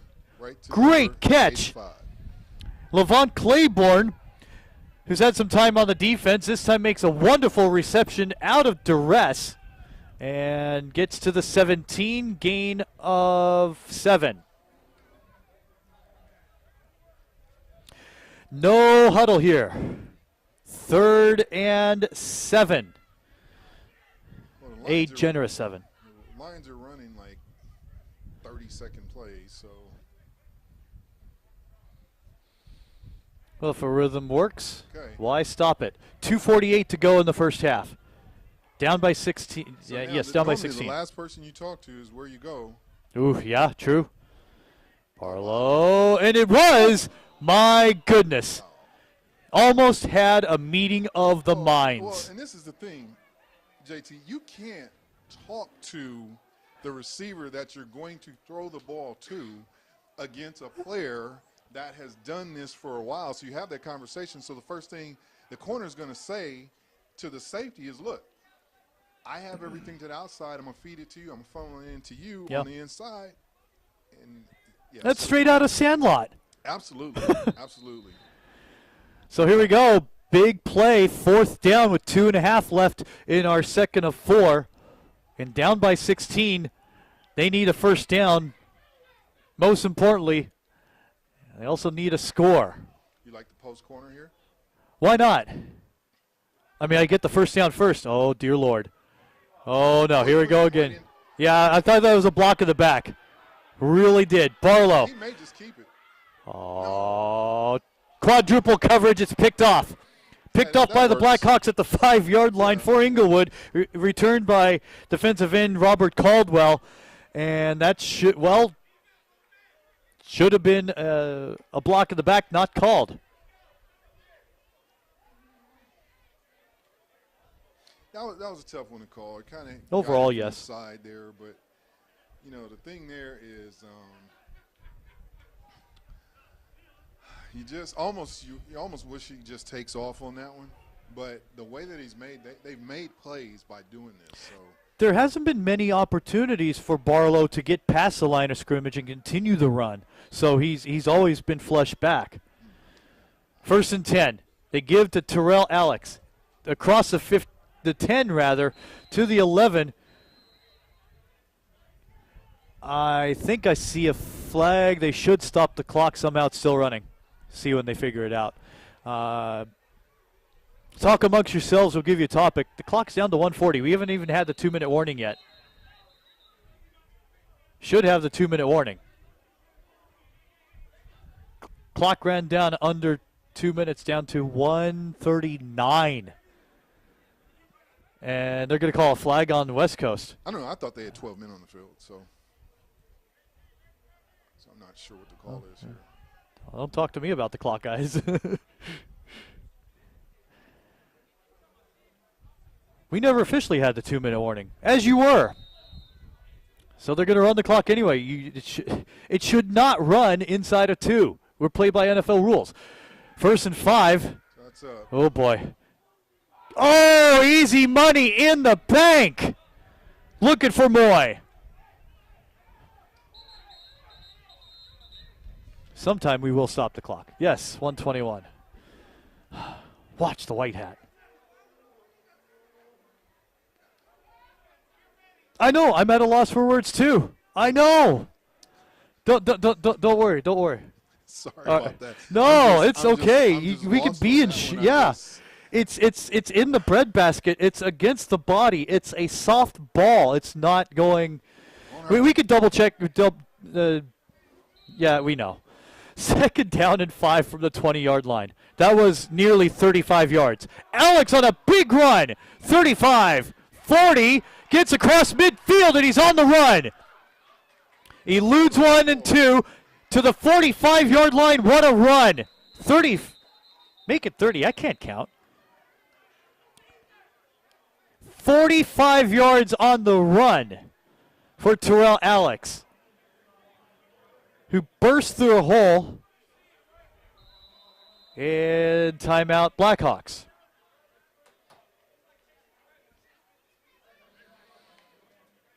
Get this score now, and it's almost insurmountable.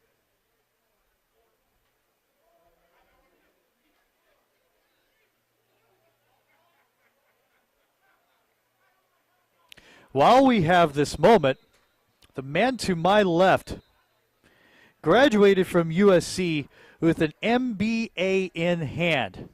That takes a ton of dedication, time, and devotion, and congratulations. What an honor. Well, JT, I really appreciate it. And, you know, that one really, my mom passed away a few years ago back in, well. He's having a moment, and that's okay. 1:03 to go first half. Maybe we'll get this in at halftime. Oh, yeah, look at that. I saw that too, and incomplete. There was, were they comparing shoes? They were. Well, Well, the initial part of it was a hold. Oh. And then he not only held him, but he slung him into the next guy who laid him out. Oh. And there was just a lot going on there. But I've seen the meme. You use one dude to hit another dude. Absolutely. But JT, going back to your point, I do appreciate that. Yeah. You know, that was a tremendous accomplishment growing up in South Central Los Angeles, having that opportunity to go to coach at LA Southwest College in the neighborhood, to go to school in the neighborhood, and then to eventually go into USC and graduate from there was a tremendous accomplishment, but it wasn't done on my own. It was done, you know, with folks that, like yourself, that were always supportive in anything that I've done, and many others, my parents, my wife, and, of course, my 6 babies. I did not give you the first 30 answers, so that was on your own. Absolutely.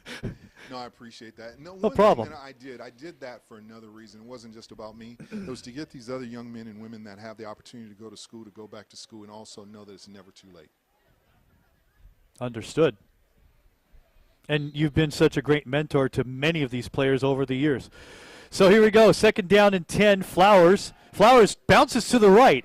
I have not seen him bounce to the right since the John Tyler administration. So he's dropped at the 28-yard line. And on a side note, I'm not related to that president. It's so unfortunate. So 3rd down, and they're going no huddle with 33 seconds to go, first half. Got to go upfield now. They haven't yet on this drive. They do. Picked off. That was easy pickings at the 20-yard line, and that was key for West Coast to save their bacon for this game. Absolutely. That's a very good point there. That was number 43. Shea Breeze. Shea Breeze on that interception there. And now they actually have a little bit of time where maybe they can at least score. Maybe they can get a penalty, get down the field a little bit further. Anything can happen here. So that's a big stop, like as you alluded to earlier. Huge. You go up by more than 2 scores, and 2 full scores, not just 2 small scores. So we'll see what they do with the ball here. Maybe they may just choose to just go ahead, since Inglewood has already used a couple timeouts. Maybe they'll just choose to kind of take this into halftime, heal up, fix anything that they need to fix, and come back out in the second half down by 2 scores. I wouldn't blame them to take a knee, but 22 left and both teams out of timeouts. Go upfield, get out of bounds. They'll run a play. Ooh. On a one-hopper. Oh, boy. Oh, no. I hear you, AG. To the 20, and, yeah, what else did you expect? 51 there on the stop. Devin Jones. I want to call him Bill Clark, but he makes a stop, and that should end things for this first half as the clock winds down inside of 10 seconds, and that is that. It is halftime in a very entertaining LDFL Bowl, the first time that this league has operated in the spring. When we return, your third quarter score will be the Blackhawks 24, the Lions 8. Quick analysis after 30 minutes here. Absolutely. It's just one of those things. We had an early score by Inglewood on the kickoff return for a touchdown, and then it just comes down to penalties and just staying poised. And it looks like the Lions have a one-man show today. So based upon that, Inglewood will probably at halftime figure a way to just at least contain him. And if they can contain him, they may be in a good position. Now, on the other side, for the Lions, they have to find another way to get other folks off, being on the offense and maybe make a play on the defense. So that'll be a big adjustment that they'll have to make. Right now, they should be with the trainers and getting all their folks healthy. I think that's a very big part of it. And since Inglewood has been here before, this is a different team. It's not necessarily the same team. No. We've seen players all over the league on different teams. So we won't say that this is the same team, but they have, as an organization, they have been in this position before, as you've seen, and called many of their games. So it's just really about poise and staying with it and seeing what they do in the second half. West Coast will get the ball to start the second half. We'll be back with the third quarter with halftime right now.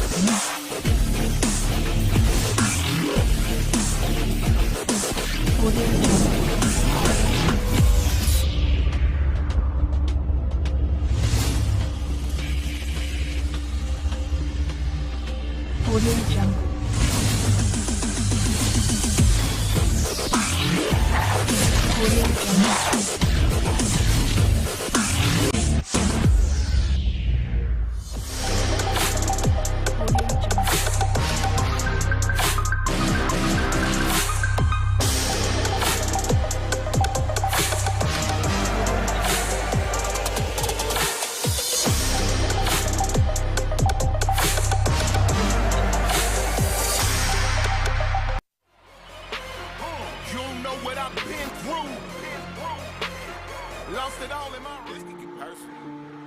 This can get personal. This can get personal. Hey nigga, this can get personal. This can get personal. This can get personal. I need your energy. Snake, the enemy. I do with that energy. Turn out your head if you feeling me. I need your energy. Turn out your head if you feeling me. Snake, the enemies. I do with that energy. I finished, but I ain't who started it. It's too much hate in the heart of them. We just come back with the problem and bring it straight to your door like you ordered it. I come for the goal like a pirate. Killing the game and recorded it.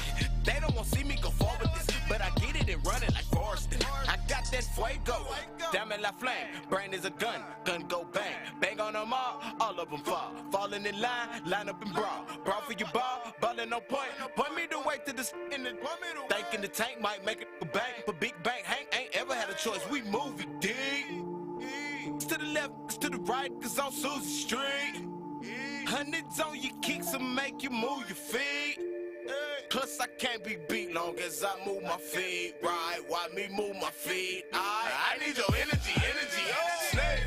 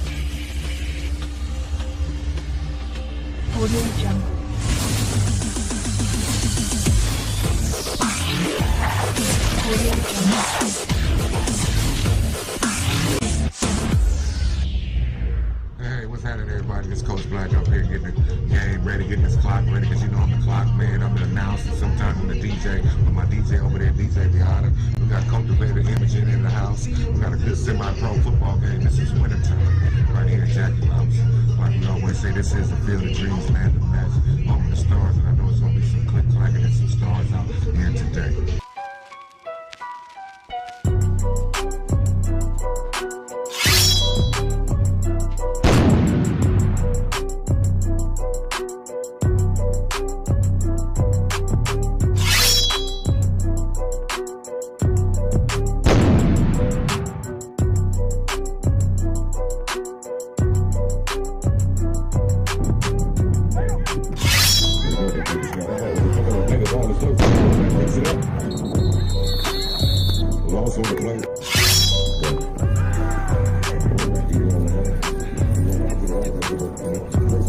Turns it up, he's at the 35, he steps out of the ground. He go out the shotgun in the situation. They going up top, he dumps it all, plays every catches around the 40. We got one man to beat, he's at the 20, he's at the 10, he's at the 5, he's at the end zone. Touchdown, Inglewood.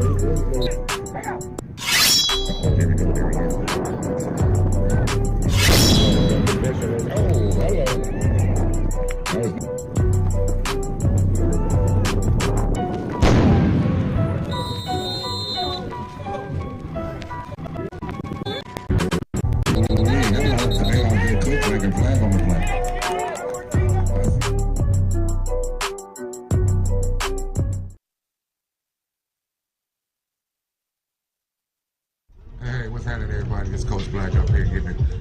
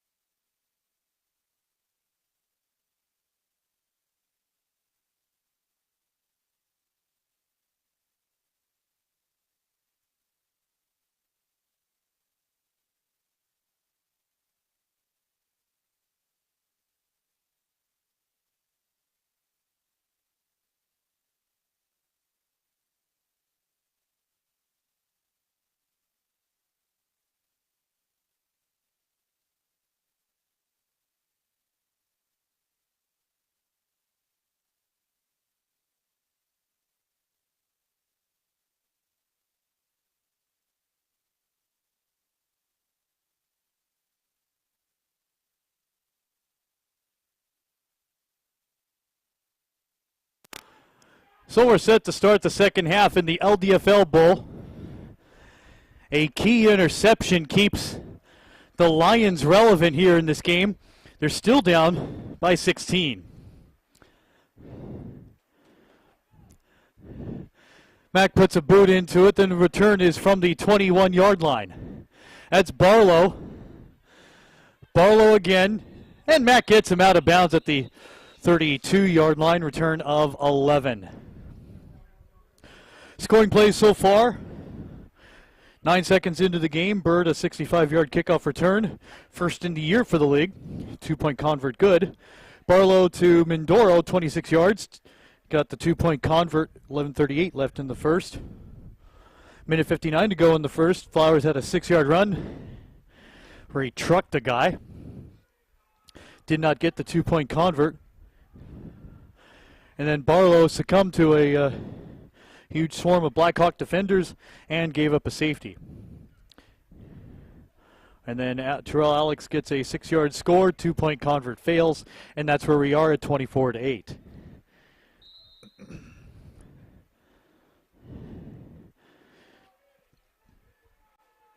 Always good to see familiar faces here. Happy to see all of them. And we start the second half with 1st and 10 for the Lions, spotted on their 21. Barlow. It's a keeper to the 30. He gets a first down, and the Lions begin to move at the 34.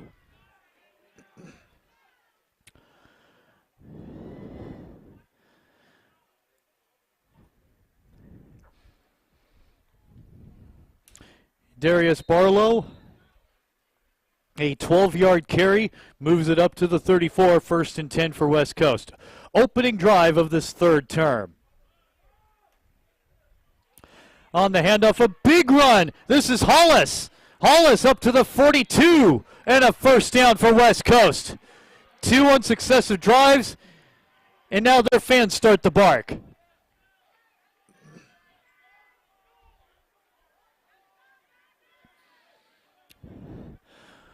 A minute into this third quarter. Now the tenseness has evaporated from the second quarter, and you're starting fresh and anew. They fake the handoff. Oh, he gets wrapped up and spun and dropped. Hollywood Himes. It might as well be his God-given name, because that play was worthy of the stars. So Barlow loses 3. It'll be 2nd down and 13. Sun has creeped back out on a wonderful 68-degree day from the 45.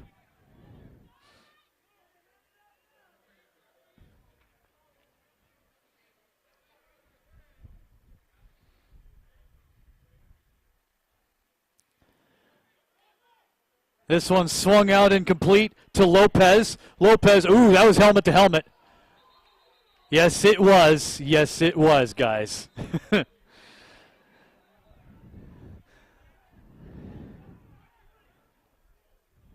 was already a sideline warning given to the Blackhawks late in the first quarter that we did not mention, but was assessed. Second one will result in a personal foul. Oh! I saw helmet to helmet. That's what the... Okay, fair enough. Holding assessed to the Lions. It pins them back to their own 46-yard line. The contention was that Lopez initiated contact. So 2nd down and 22. It's a screen. Why do they throw screens? This one gets complete. They did it again on a prayer. Answered at the 38-yard line. My gosh, the Lions are trying to do something special here today. It's just incredible how they've been able to just move the ball down the field on those types of plays. We need an elevator. 3rd down and 7. Either that or we need to work out. Both teams have their full allotment back. The down box is a little broken, but the referee just signaled 3rd down.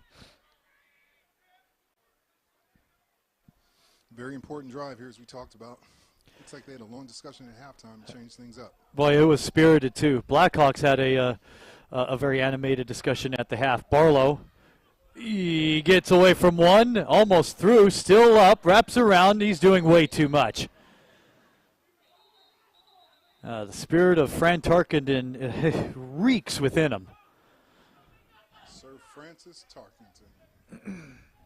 Not sure that anyone will really remember. No. But you need to look him up. Former Viking, former Giant. He ran around like a chicken with his head cut off and made wonderful plays out of nothing. And then turned into a great commentator. He did. Little Monday Night Football. Little That's Incredible. He interviewed Tiger Woods when Tiger was 4. So interesting matchup at the bottom of the screen. 4th down, quick kick. Return from the 30, bounced off the helmet. This is Gage. Gage upfield. Uh-oh. That's going to be a block in the back. Now that one gets called. Gage upfield, gets to the 25, the 20. With the lead blocker, he'll go in for the score for the moment, but for now there is a flag at midfield and a second foul. And a second foul. And that's going to be on Fitch, because Fitch was barking a little bit too much. Wow. It wasn't really a block that wasn't egregious, but it was a fair call. Looked right at it. It was right in front of us.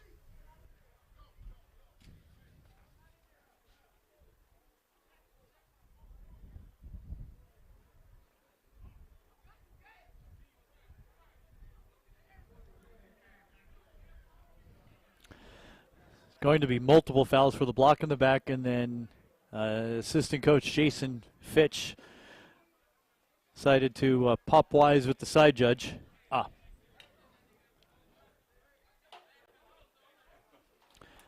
It's just that I get this glare that's been there all day.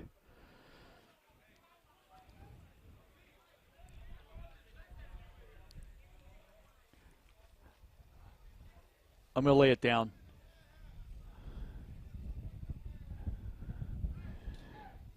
Much better? Much better. Wonders of live TV, kids.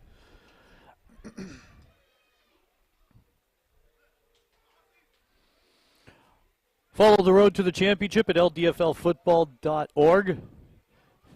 Follow blackhawkfootball.org and westcoastlionsfootball.com.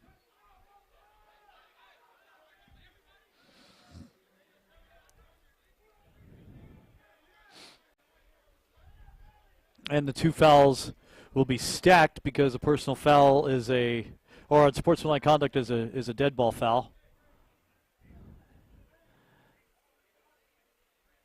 So instead of a touchdown, the Blackhawks will be moved back to their 32-yard line. Already a play in place. 10:53 left until three-quarter time. The handoff goes to Alex. Alex moves up, hammers his way to the 43. And they will give him enough for the first down, an advance of 11. Second in rushing this year. Real hard running this go around in this second half. Stand behind his pads really well.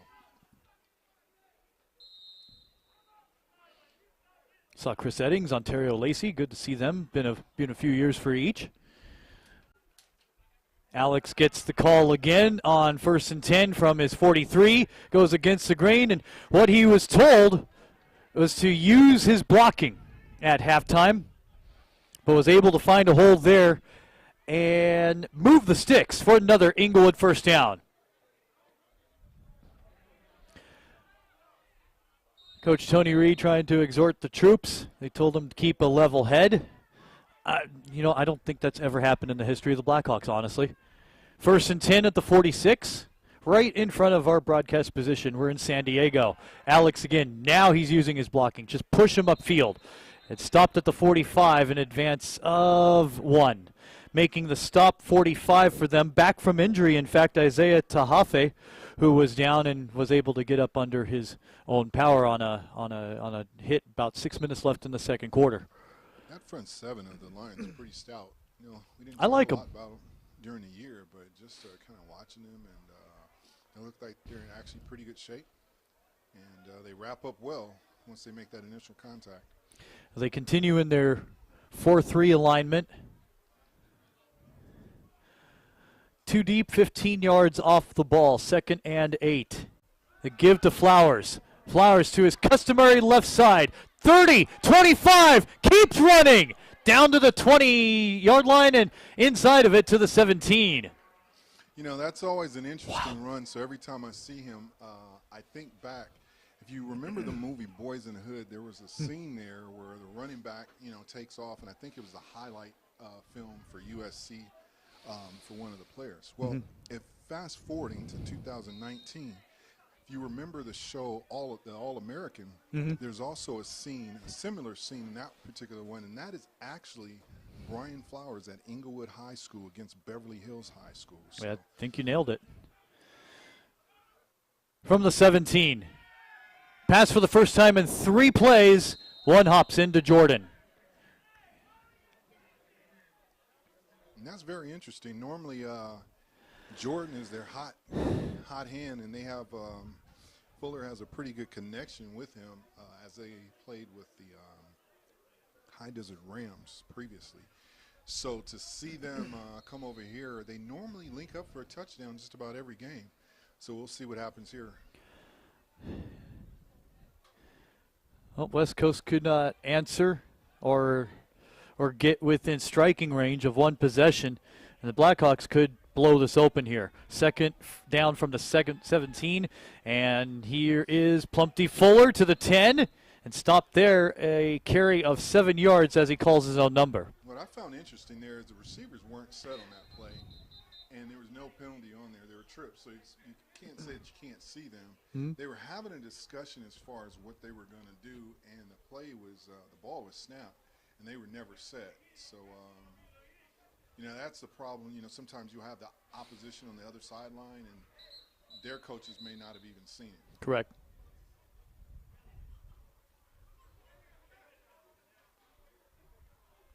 So they're having a conversation, looks like, with Lewis, and they're probably telling him to knock it off with the conversation with the sideline.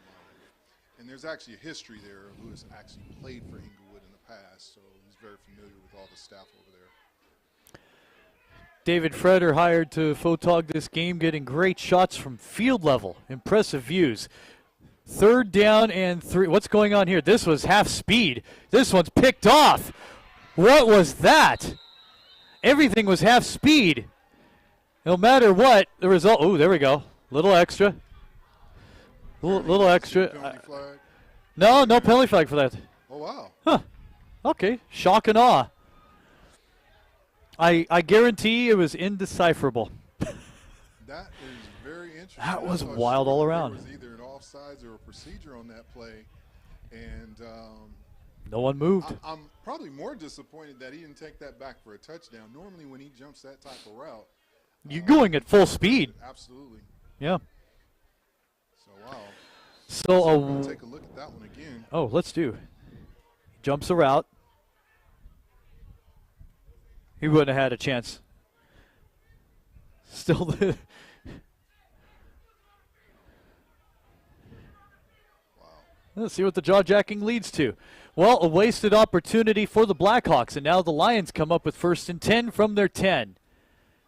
No, they don't use a running back. I would have been stunned. Here's Barlow. Nope, doesn't throw. Almost got undercut at his knees. Roy Otis forces him out at the 20, inside of it, at the 18. Well, looks like what, about a 6-yard gain in that play. We'll give him that. Easily, I'd say it's what? I think so too. Right. You also got to think about the time and how many possessions you have left, and you have 6.5 left in the 3rd quarter, and you have about 5 possessions left, but you got to treat each of these as special. Barlow eludes, gets past one, forced out by Mikkel Mayer. I've been, and it's amazing. Now, we got 2 flags on the far side. The Foothill Firehawks, and I brag, of course, they went 54-6 in 4 years from 06 to 09. Well, there are still 2 players in this league this year that played for them 10 years ago. One, Mikkel Mayer, for 8 cents. I'm sorry, I'm on a budget. Name the other. I'll nail the team, the Santa Clarita Valley Tigers. Oh, wow. So you went way back. Well, no. He's on the Tigers this year. Okay. But he's the other Firehawk. Oh, wow. Yeah. I'm not sure. You said it's an interesting one there because most guys from the Firehawk days are done. Long gone. Absolutely. It's Lewis Perry. Wow, Lulu. It's. I did a Tiger game about week 2 or week 3 at West Ranch in Valencia, and into the game, I see him. I thought I was in a time warp. Wow. It makes a long trip. Yep. Well, I get to save 8 cents. 1st and 10 for the Lions after the foul. Guns it. No! Makeable ball Right on him too. for Claiborne. And the way it sounded, it went off the chest. Let it get into his body. And it's interesting here because what they're running is double A gap blitz here. So that should mean that the middle of the field is open. 2nd and 10. What should have been 2nd and 3. Oh, we had a Lulu Perry reference. Yes. Stunned. Hope you're watching, Lou. He has a beautiful family out there. They crowd the box. They show 6. Flores is on him. It's picked off. Kevin Blaine. Blaine inside the 20. And it was gift wrap for him at the 17. Ooh. Looks like a Wind out of your sails.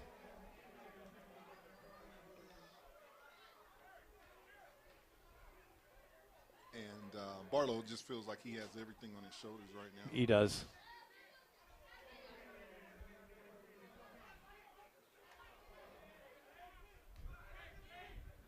Well, there's no running game. In the running game they're using, it's basically fullback U because of size.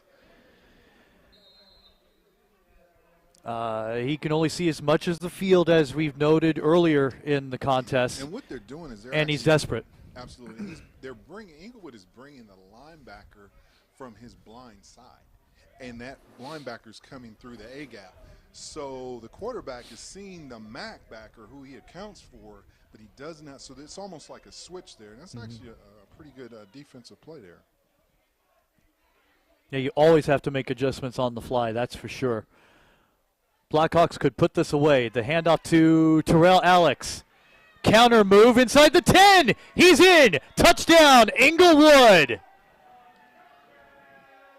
That goes for 16 yards, and the Blackhawks go up now by 30-8.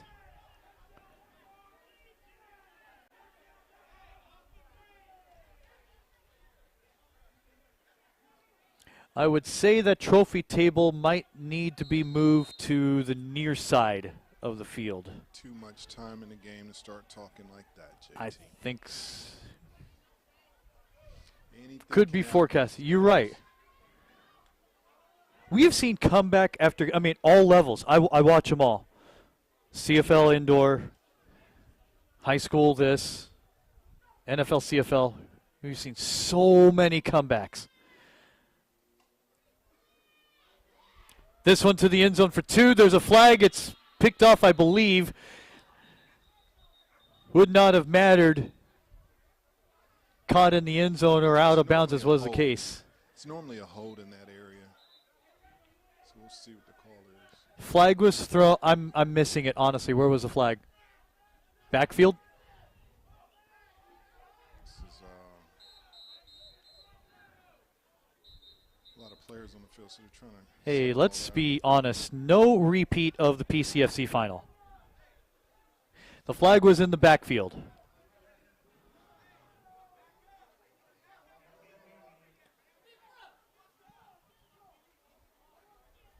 Holding on the offense. Personal foul, defense. Penalties offset, so we'll retry the 2-point convert.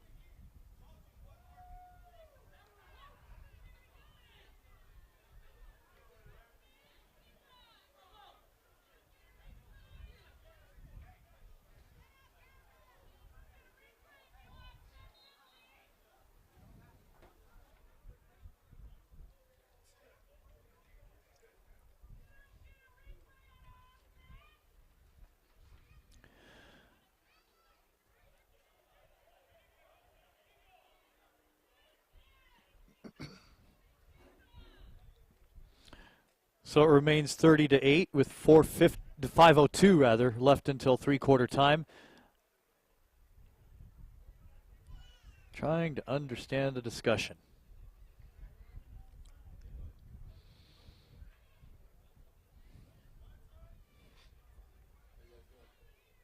We're doing good.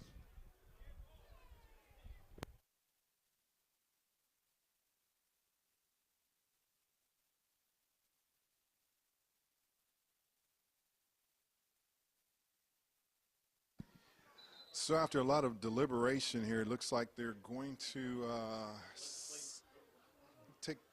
Let the play stand? Yeah, it looks like they're going to take the result of the play since it was an interception in the end zone. So they're basically going to say that that was no good, and I would think that it would be an offset there. I thought so too. It made the most sense. And nothing makes sense anymore. No. What's the purpose of life? So as they come up the field 30-8 with 5:02 left in the third quarter. And, yeah, that was something. A 22-point game. And 3 possessions at this point with the kicking game gone. It's just the thing is, Inglewood has a lot of weapons. Yep. And if the Lions have more weapons than one, we just don't necessarily see it yet. So, and I've seen them before. They do. It's just a matter of them actually being able to use them. So we'll see what happens here on the kickoff. And I believe Barlow is going to be back deep to receive. So we'll see what actually happens. Okay, they're kicking from the 50. That's where we. Okay. So what they're saying, okay, this is what the call was. So you had the penalty that they're enforcing is after the play. So after the play, there was an unsportsmanlike conduct. So it's a 15-yard penalty, which is why they're kicking from where they're kicking. So Gage should kick this into Oceanside. Or somewhere that vicinity. 1st and 10 at the 20. That's a huge penalty, and let me tell you why. There was a chance there to have a return by Darius Barlow, and he's one of the most dangerous return men in the league. Mm-hmm. So based upon that penalty and now the touchback, you take that opportunity right out of their hands. So that was a play that could have gone in for a score. We don't know. Right. But it quite possibly could have had a better field position than their own 25-yard line.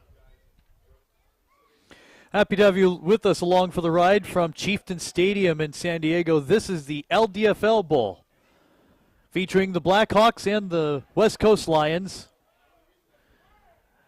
Alongside Grady Tucker, my name is John Tyler. Happy to have you with us.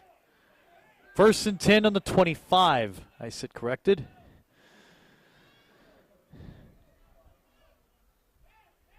Barlow hands off. This is Thurston Hollis. Hollis makes moves, gets to the 40, out of bounds at the 45, and a first down and an advance of 20. It's like they don't want that smoke. That big man running down the field. No, that's it. Yep. Runaway train, no brakes.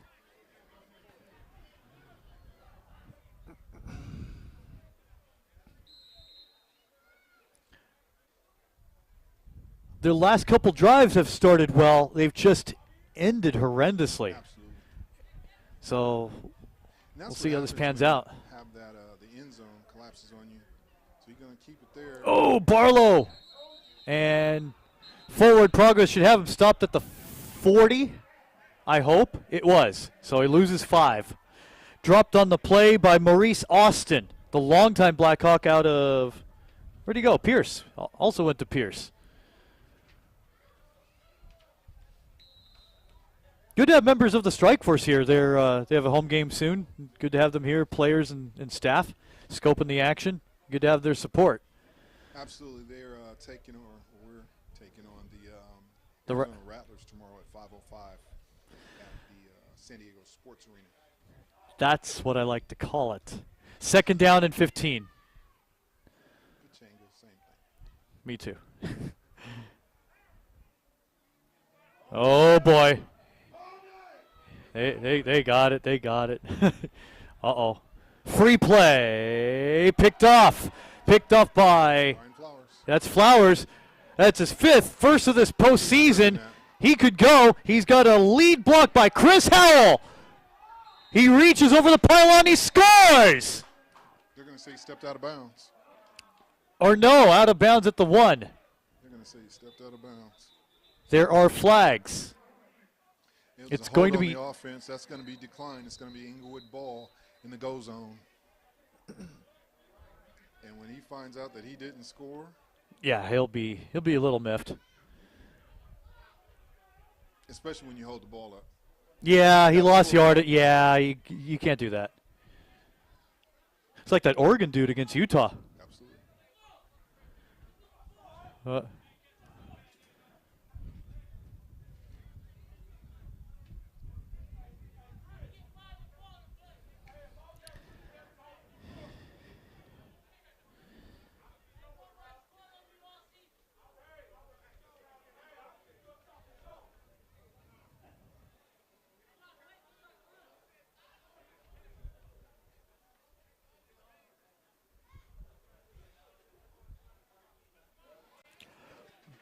It's different.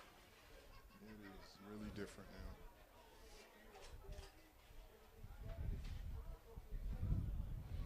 now. AG, it's not worth it. It won't come back to you. It was styrofoam. And injured West Coast Lion. He was going after Flowers after the pick. Walter Wilson, 6'2", 235. Went to El Camino.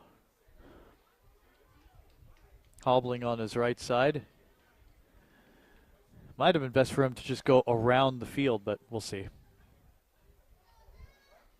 order to keep things prompt. So for now, it's 30-8 with 3:06 to go in our third quarter. So it's a rather interesting game today. You have some of your receiving leaders are all in this particular game. You had Darius Barlow led the league in receiving, followed by Billy Jordan, who we alluded to a little bit earlier. Then you had Justin Sidney, who came in fourth. And then just a little further down was Richard Mindoro. So there's a lot of firepower here, but with the score being as lopsided it is right now, with 3 minutes left in the third quarter, needing 22 points, and they have the ball on the 1 yard line. Give to Alex. Easy money. Touchdown, Inglewood.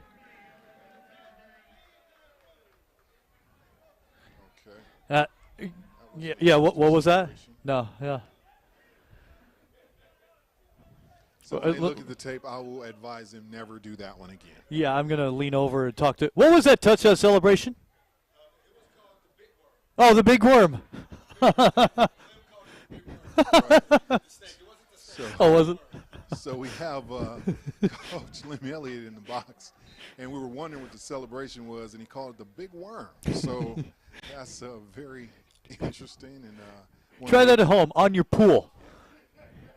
Going for two. Or not. No. Alex, this is the whoopty.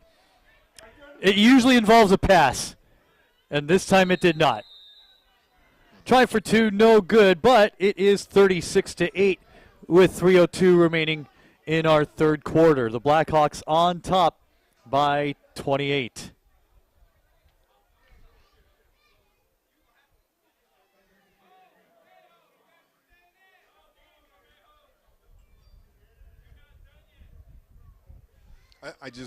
I'm still in shock from the, oh, you are? The big worm. Oh, I'm still in shock from a couple of these other plays. Then I have to be back out in San Diego tomorrow at this time, and so it's a long week. Long week. It's worth it. We're here to watch and enjoy something and describe something that we love, that we have passion for, and it's worth it. There's many people we haven't seen in a long time. It's good to reconnect with them. It just means that you're getting old, JT. Oh, it is? Yes.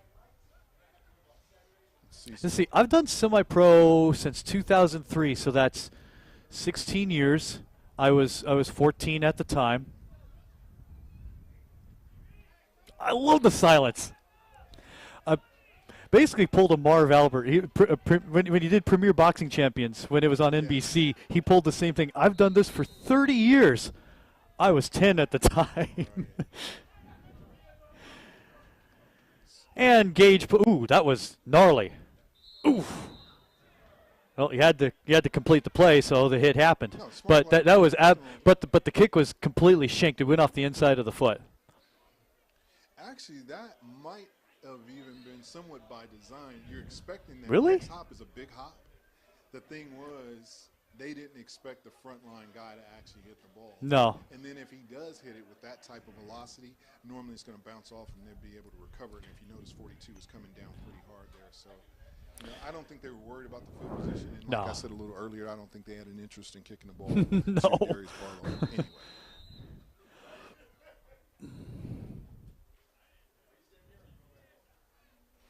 First and 10 at the 50-yard line. It just, I don't know, it seems like, hey, run the clock, run the clock, run the clock. Run the clock. Come on, guys, run the clock, man. Oh, my goodness. They'll run the ball up across into Inglewood territory. Otis makes the stop, assist by Devin Jones. You know, and I'm not sure what the record is for returns, interception returns for touchdowns in a season. And especially in a spring season, and I think it's a tough mark to reach. Yes, and I'm thinking that Brian Flowers probably had an opportunity spring-wise to top that mark. So I know he's probably kicking himself right now. He wants another opportunity to get another one and take it to the crib. Second down. 2:20 left until three-quarter time. Barlow again. Guns it deep. Good loft. Swatted off the helmet. Almost cut. We almost had a Green Bay, Minnesota moment from 2000. Absolutely. And there might be offensive pass interference.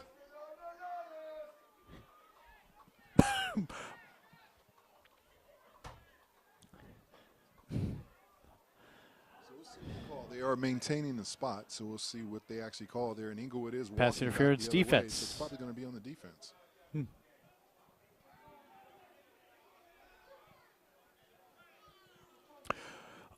They just showed the game on NFL Network a few days ago. That one. It was a Green Bay guy.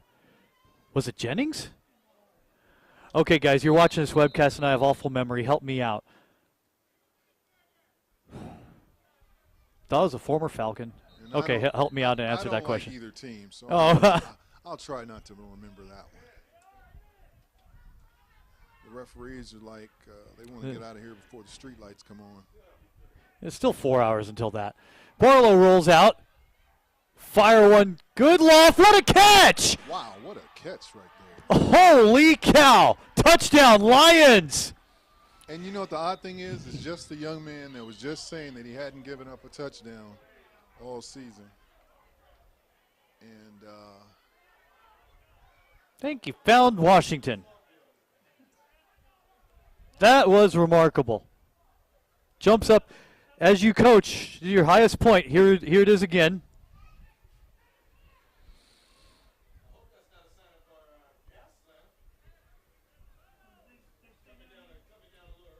Good Lord. And he tiptoed with room to spare. And he burns Brian Williams. And I'll be honest with you, that wasn't really bad coverage there. He was there. The timing of the jump might be in question there, but he was in position. Just an outstanding catch on that play. And it's 36-14.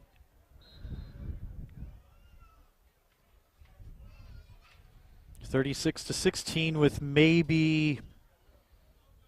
Ooh, I'll put it this way. I always talk about possessions and time and what to do to make the most of that time. They're lucky if they have 4 possessions left. So what I'm saying with that is they have to score every time now. Oh, absolutely. There's no doubt they're going to need a couple stops here and some luck. Yeah, absolutely. So that is, and it starts right here with this 2-point conversion. Single setback we have not seen at all this game, and he is brought down. The 2-point conversion fails, and that is a major concern now. So it keeps the score at 36-14, 1:55 to go in this third term, and a lot of work to do for the Lions. You can't go backwards to go forward when you have a situation like that, you just have to get what you can. If they've noticed, Roy Otis has sat back and he's either come off the edge or he's come from an outside linebacker position and then looped into the A gap. So he's coming every time. Then if he's not coming, he's reading. So when he's reading, he's making sure that he maintains contained during that particular play. So that's your guy. That's the one that you have to keep an eye on. So he can't be the first one in there because that should be the one that you're looking for initially. So we'll see what they do here, and there's a lot of points. There's a lot of points that need to be made up. And, of course, we always have folks that haven't played in a while or wish they were still playing, and you can always hear them from the stands. It's always interesting commentary. Oh, it's always good. This is a very interesting one. It's not over yet, folks. The points are still being put up on the board, 22. Points are not hard to overcome when you have an explosive player, and guys are getting tired. Well, correct. And one thing you could say about Roy Otis is that over the years he's let the game come to him, and that's just really smart in the linebacker position. Be forceful, but also see the peripheral. The other thing is about the chatter. We had a guy in the stats department. The chatter was G-rated for about 3.5 seconds. Yeah, he had nothing else better to do. Well, now the kick is offside. The free kick earlier was offside and not called. So they should take the field position. Absolutely. You absolutely use you take the yardage here, and there's no reason to be offsides on that particular play. That's a situation where you're in you're lined up on the line where the ball is being kicked. So there's absolutely no reason that you would need to be offside. You're not. The whole purpose of that is for you not to get a head start for safety concerns. So the urgency isn't there. Absolutely, and that's almost like what you have when you have a situation like where your nose guard goes offsides. He's right there looking at the ball, so there's no time for that. Well, they're definitely missing Trevor Dion, who did a great job in kicking. In fact, he was consistent kicking to the 32-yard line. Here's the first play on offense for this drive, and up over the is it 55 run the ball? No, he was a lead block. Alex, it did look that way. It did. Based upon that escort there. And that's what they're going to do for the majority of this game, I'm pretty sure, is probably just run the clock down, especially this quarter. They'll probably run maybe one more, maybe two at the most, more plays in this particular quarter, and, run this time off the clock. Second down and 5 from the 41-yard line. Happy to have you watching on AG Sport Video Network. Alex spins and is dropped. Big-time stop for a loss of yardage. Isaiah Tahafe has had a heck of a game.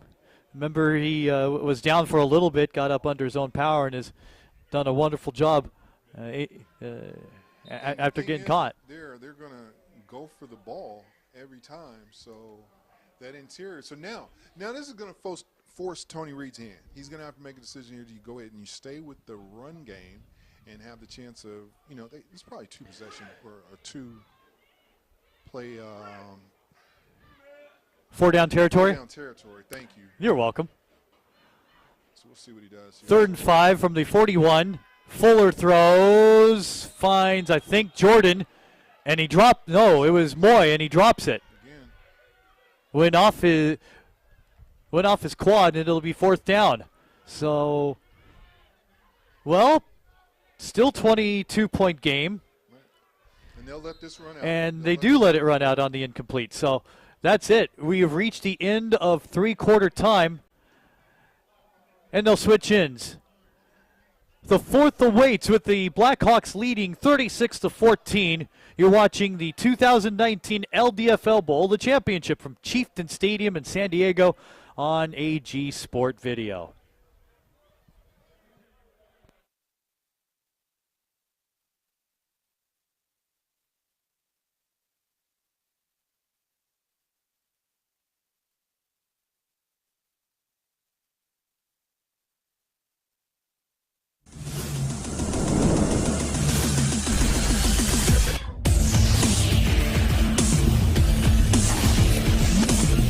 Audio Jungle.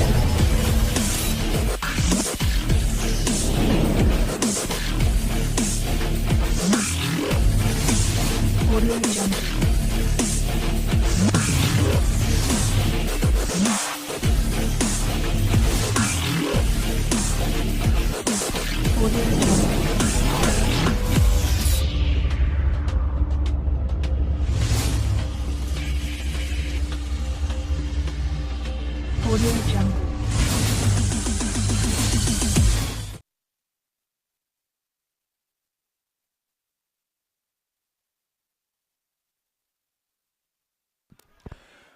Welcome back to San Diego.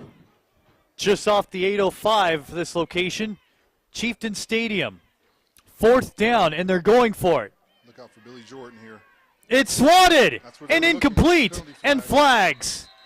The ball is swatted away by James Henderson. It's a hold call. Holding on the offense will conclude the drive. Let's see who this call is on, though. It's a long deliberation. A long time. It sure is. And that was a bang call. They'll decline it. Yep. Decline it. Wow. They held. Procedure charge to the offense. It's declined. And the West Coast Lions have held. And their fans are finally into it. Let's see if they can respond off of this big stop. The Lions fans, they've been very supportive all year. So they've had, and that's part of winning championships, or at least getting to a championship game, is having the support of your fan base. And they've certainly had that all year.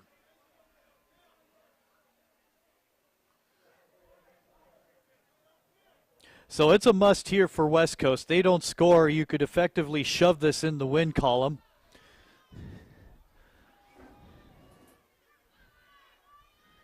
So here we go.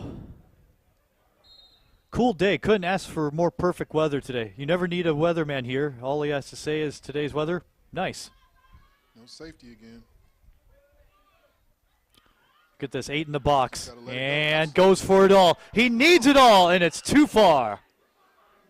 Looking for Miranda. That's the right call. That's the right call. Converted offensive lineman, if I believe the roster sheet. I'll be honest with you. I do not think Inglewood will come out in that defensive formation for the rest of the game. It was open the last time, and it was certainly open there, and that can change the complexion of this game. They had 7 or 8 within a 7 yards squared area. So now everyone's just probably going to roll back, so you could probably hit something underneath. Well, your corners are only 5 yards off. They did it again, so they're saying you can't beat me. Yeah. Once again, this is Claiborne to the 10, to the 5, touchdown, and another flag.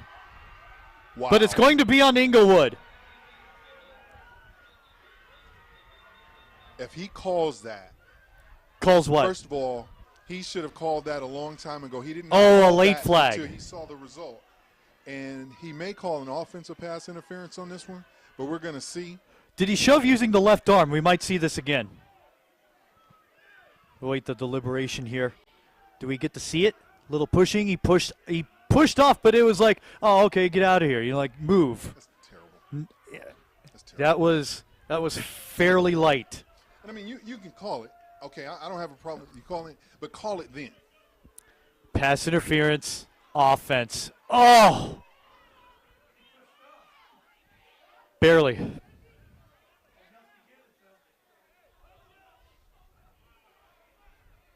And that's why Tony and Johnny Jackson, the Blackhawk legend quarterback, that's why they were jumping up and down like crazy. The least little contact, boy, that is a heartbreaker. So that's 10 yards. Ooh. Funny thing is, he's still talking to the fans, and he's been taken up top twice. Yes. Yep. I only hear that amount of yelling when you're off by 1 in the lotto. 2nd down and a bunch. Well, like they won't go back in that position again, that defensive formation again. Well, now your free safety is finally 13 yards off the ball, and this is sort of derailed.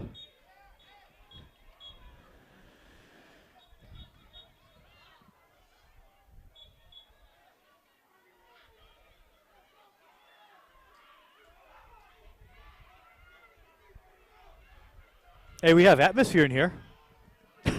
Yeah, I don't always know that I like this atmosphere. Oh, I get that okay. eerie type Yeah, of feeling when I me start too. to hear certain things. So I'm just standing by. Cooler 'cause you know when cooler guys get heads. frustrated. Yep. You know, when you think that you're in it, it's one Ooh, thing. personal foul on Inglewood. Yeah, I like this.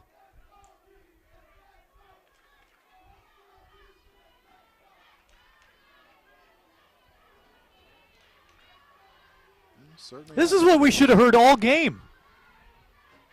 So sitting on your laurels, we got signs, we got fans in team's colors. We've got noise now. This is a big drive. Sounds like we have 1,000 here.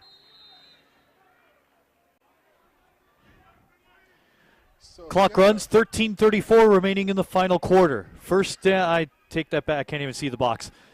And I forgot the down, let's be honest. Barlow with time. He'll throw for all it's worth, almost picked off. Nearly intercepted by Lee Rogers. Well, here's the problem here. If you had a personal foul. When it should have been offside first. Right. So And personal foul was the only one that was called. I'm confused. Right. So why would it be a 1st and 15?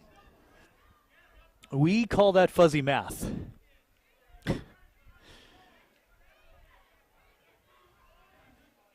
It's like how many licks to the center of a Tootsie Pop the world will never know. Now here's an important thing. Something's being called from the side judge. They're trying to determine the down.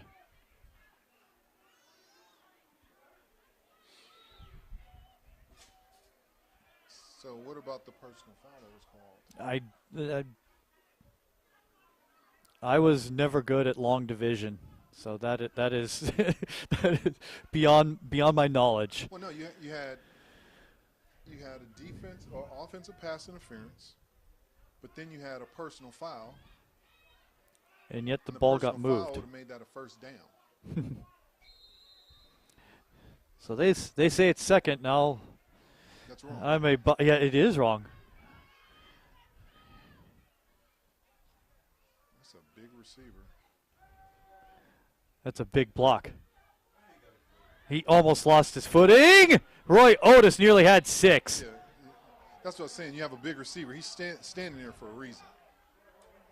So Well, and then he was standing there, and that's a problem when you're not in motion.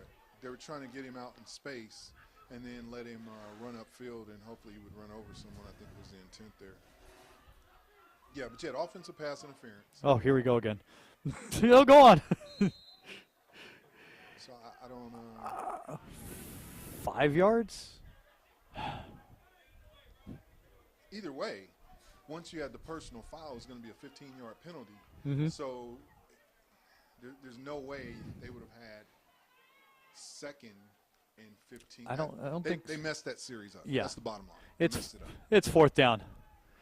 Grady's head's about to explode. Uh-oh, loose ball. That's a quick kick. Uh-oh.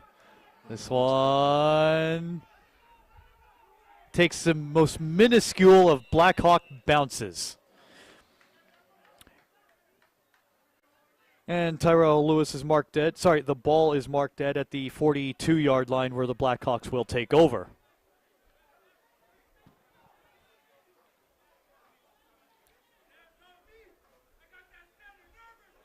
Well, that was a drive that was, they nearly had 6 except for the PI. I just don't like bad officiating in that particular case. If they were going to sit there and talk about it, they should have talked about it and got the call right in the first place and not have the team thinking. I have a different play call if I think it's 2nd down versus 3rd down.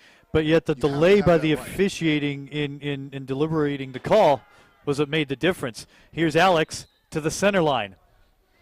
Gets up to the 50, stopped by Devon Redmond, 42 tackles on the year, and it'll be 2nd down and 4. If I have 3 plays to gain 15 yards versus 2 plays to gain 15 yards, and it shouldn't have been 15 yards in the first place based upon the mark off of the penalties. None of that makes sense. Anyway, it's over at this point. But, well, Well, I just like it to be what it's supposed to be. In form, right. You know, and you have 7 folks out there wearing stripes. They should be able to get it right collectively. Correct. From the 50, Alex, first down plus more, nearly runs into the umpire. I didn't think the umpire was allowed to be there anymore. Well, not only that, the thing is, I'm not sure why they moved their middle guy, the nose. They move him. He was actually in a 3-tech, and they slide him out even further. And that's what they've been doing the whole time, is running the ball up the middle. So you actually just olayed him right up the middle for a first down. First and 10 for the Blackhawks. Ball spotted on the 36-yard line. 10.5 to go, final quarter, and the Blackhawks up 22.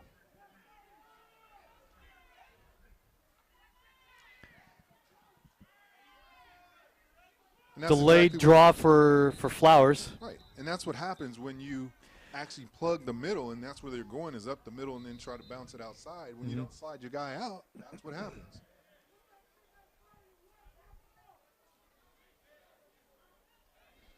You know, numbers aren't always the story. We talked about Flowers and his production. It may be not what it was before. He had 13 carries for 149 yards, 1 touchdown, 11 yards a carry.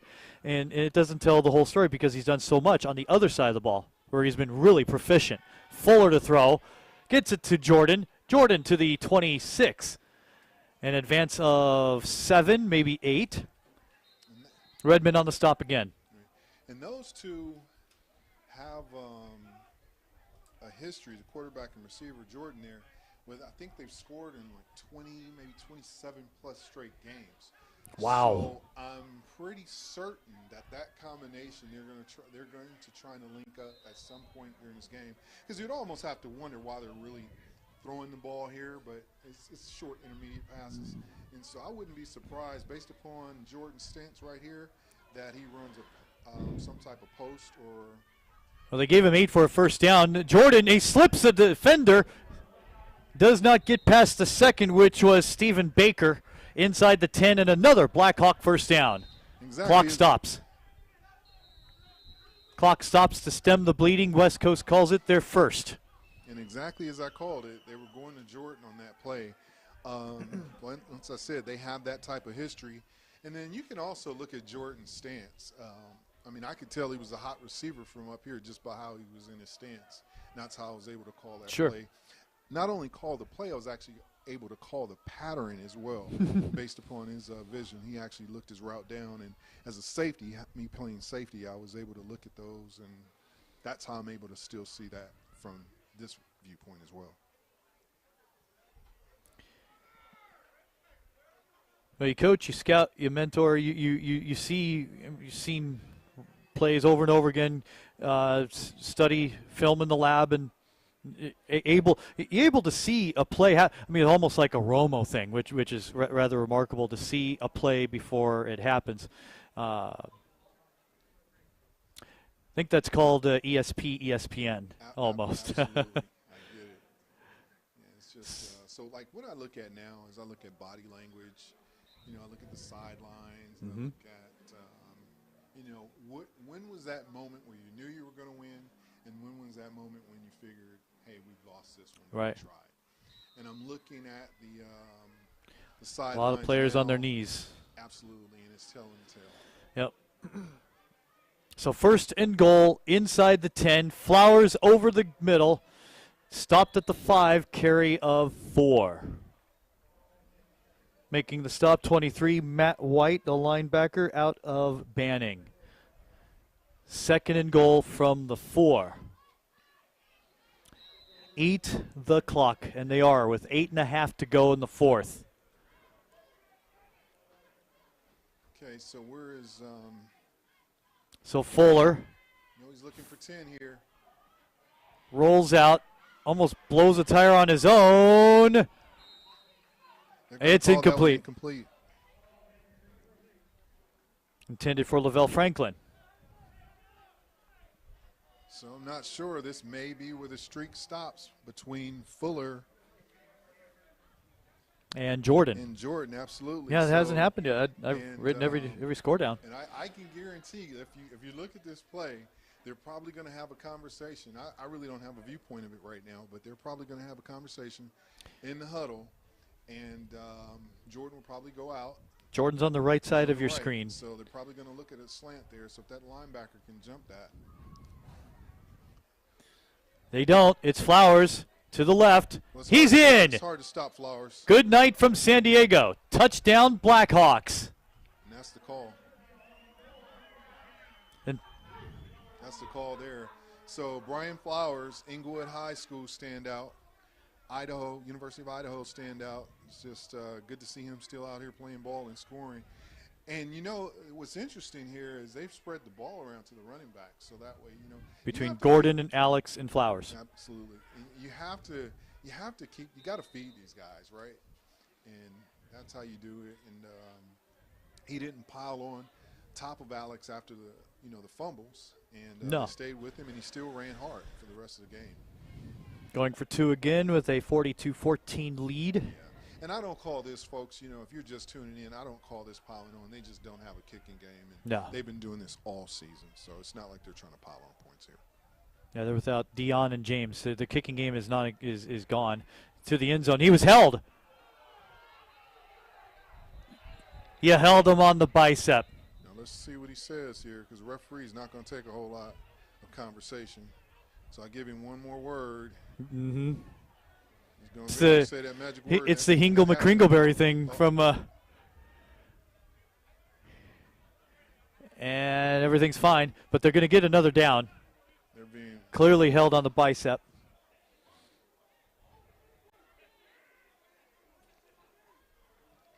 And they'll try for two again.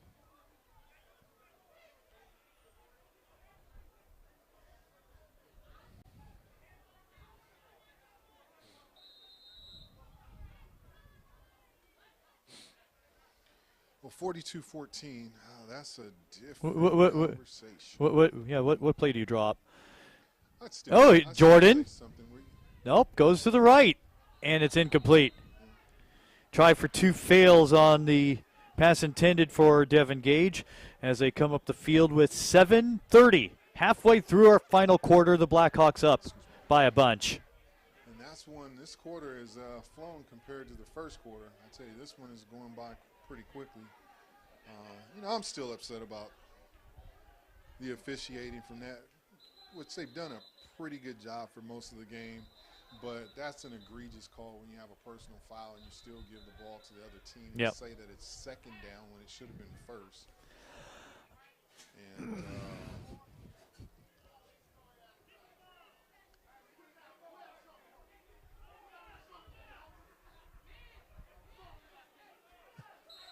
And so Tony Reed is pretty. Tony let loose finally. Yeah, he's pretty excited, and I think he feels pretty confident that that this one is in the bag. In the bag, and that's not like him. Normally he plays it all the way to the end, but this is his. This will actually be his first spring championship, right? Yep. Okay. Yep. Yeah. So.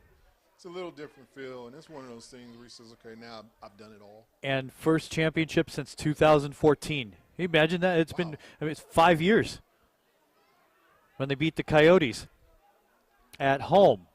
It was a kick return by Kimo Hutchinson about 2 minutes ago in the fourth quarter that won it for them. Got to check on Kimo. We haven't heard much from Kimo.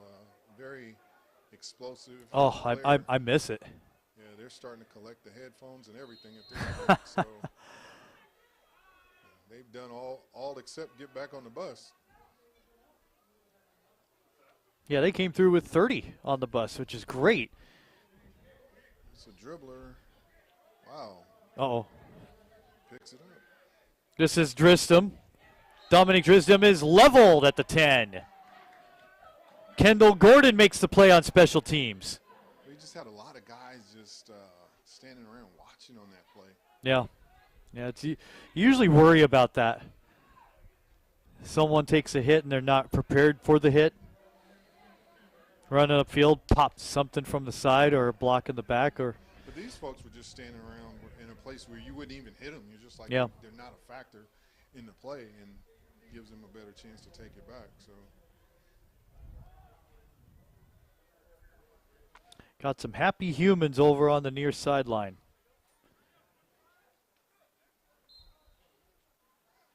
So now at this point, I mean, you can try for something spectacular, but 7:27 remaining and down by 28. 28 points. It could happen. You know, I'd like to see one more score. Yeah, absolutely. Go out swinging, absolutely. And swinging you came this far. There's still time in the clock to do something impressive. You're there, and it's still covered on film. You're still going to be. And I know when I look at tape, I want to see the tape at the end of the game. Everyone's an all-star at the beginning. Oh, yes.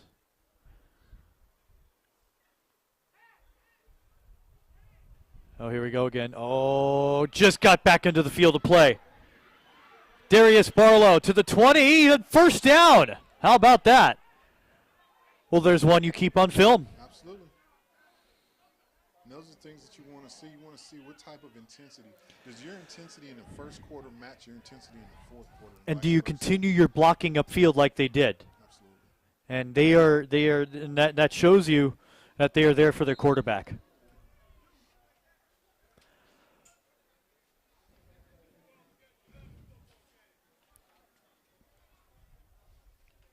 Happy to have you with us from Chieftain Stadium with 6:45 to go in the contest.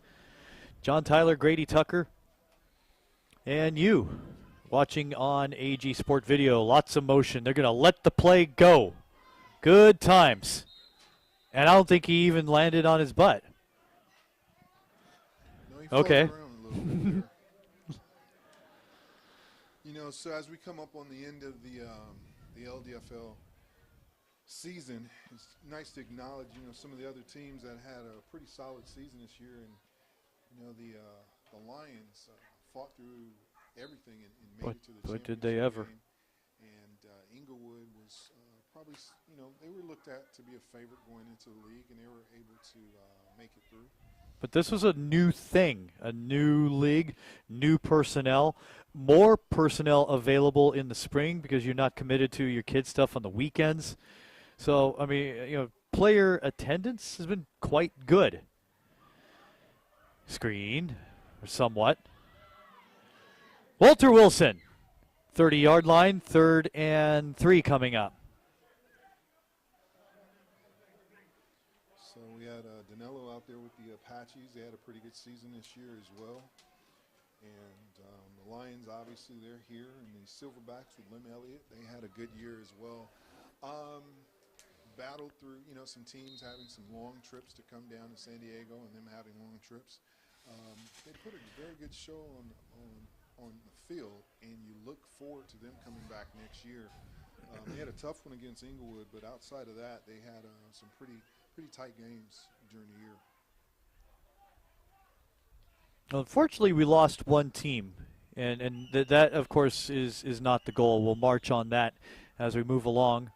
New quarterback here. This is Washington. Washington gets destroyed. That's Jose Bermejo out of Fullerton College. Fantastic cooking school there. And he loses about 5. So we go back to about May or June, and we had an interview session where we mapped out what the goal was for the league, what to look forward to, what to expect. And the league, you know, yes, it's a lot of talk, and talk is cheap, but there was a goal to set this at a better level, a higher level, perhaps a more professional level. You know, not only code of conduct as a quick kick happens, but to shore things up on this return here, here's Gage, 40, 35, 30, tries a leap over a dude. It was like that Josh Gordon play, I believe. No, and they don't stop playing. No, play to the gun. These guys weren't even the guys that were there, you know, for all the years that we've watched them play ball, and they still, the ones that come in, they have the same mentality. Mm-hmm. They might not necessarily have the same athletic ability as old Inglewood teams, but they still have that same type of mentality and so forth. So all gas, no brakes. So look at at this one here again. It's Sure. just a routine kick where you're thinking it's a poison call where everybody just gets away from it, right? But if it takes the right op, you take it. And he did on the 45-yard line and just said, hey, let's pad my stats real quick. Got some guys really not coming down the field. Just have to beat one. And he tried to leap over him, but that's their best athlete. So Fuller to the end zone. No, he tried to look for Jordan, and it's no good. And I think two Lions hit each other as they were crossing, trying to stop Jordan. So you can't sit here and tell me that folks don't know about records that have been set and records that are on the line during a game. Oh, like the kickoff return to start the game. Absolutely. And so you definitely know that Fuller is trying to hit Jordan for a touchdown here because they have a celebration that they have together for each one. So I know that they're looking forward to that if they're able to do that. Now, don't really know why they're throwing the ball at this point, but I'm never surprised. So 3:33 to go. 2nd and 10 on the 20. Handoff to Alex. He grasps it to the 15, and he's thrown back at that point. Among the tacklers, Matt White. And that's exactly what you do there, where you just run the ball, clock ticks down. You know, that snap was at 3:33. We're down to about 3:15 now. And, no real rush. Mm-hmm. I mean, they run plays as fast as arena teams. Up by 28. In arena with this amount of time, comeback is possible. But the clock is running, and it's chewing away from the Lions. 3rd and 5. So there's a clear out for Billy Jordan. He's got him! And the streak continues. There's number 30. 30 in a row. So I called it. I led into that one. You said they do a celebration. They're walking. No, they'll do it after. They will. They're pretty. Billy's we need an ISO camera on this. Yeah, Billy's a Northeast. They're going for two in a quick count. Yeah, they're just trying to go ahead and get out of here. To business to business. 2:44 left. Fake to Gordon to the end zone for 2. No good, intended for Sydney. This is too easy. That's what he said. Down by 28. Okay. As you were then. 48-14. Inglewood on top. 2 minutes, 44 seconds away from an 8th championship for Inglewood. I'm going to try and remember all the teams they've played in the championship. The Sharks, the Rhinos again the next year. That 03-04 back-to-back. Even though it was 28-0 for the Rhinos in the 04 championship, it was still hotly contested. I still remember going down to the locker room at halftime of that game, to the Rhinos locker room, and Rhino Fuller is screaming like it's nothing, or they're down by 18 or something. Absolutely. 05, I don't remember. I was not involved in any of it that year. 06, it was Steelers Blackhawks. 07, it was Blackhawks Firehawks. 08, it was Blackhawks Thunder. 09, it was Blackhawks Cobras. 10, it was them and the Kings. 11, it was the Cobras, where it ended 6-3 out in Menifee. 12, it was them and the Steelers. If you remember, there was a torrential downpour in the 3rd quarter. Try and recall the others momentarily. 14-15, it was the Coyotes. And the rest is a blur. Now they're actually supposed to have equal numbers on each side of the ball. Oh, that's right, 5 apiece. Return from the 20.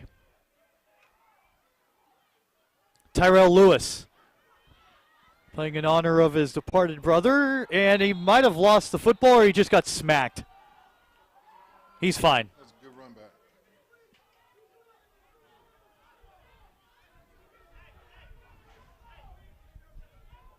I hear more cheering from the crowd than in the stands. Yeah, and this is where the referees have Step in front. Yeah, step in front. Just take this.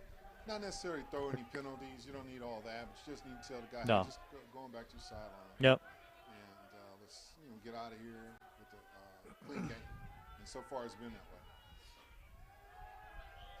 It's been a well-managed game. It really hasn't gone overboard. Oh, no, There hasn't been the hits after the whistle. There hasn't been the yakety-yak that has led to a scuffle. There hasn't been. So now you get some guys in the game that don't get a chance to really play. And, Back at quarterback is Washington. So you got your slot receiver. Sure, go for it all. What do you have to lose? Ooh, an interception. Picked off by Caldwell. So this is where it gets interesting. Yep. Okay. Flung out of bounds by Ldfl.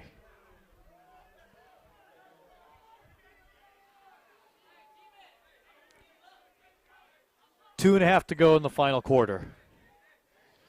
If the score, if we lost electricity for the scoreboard, none of us would complain.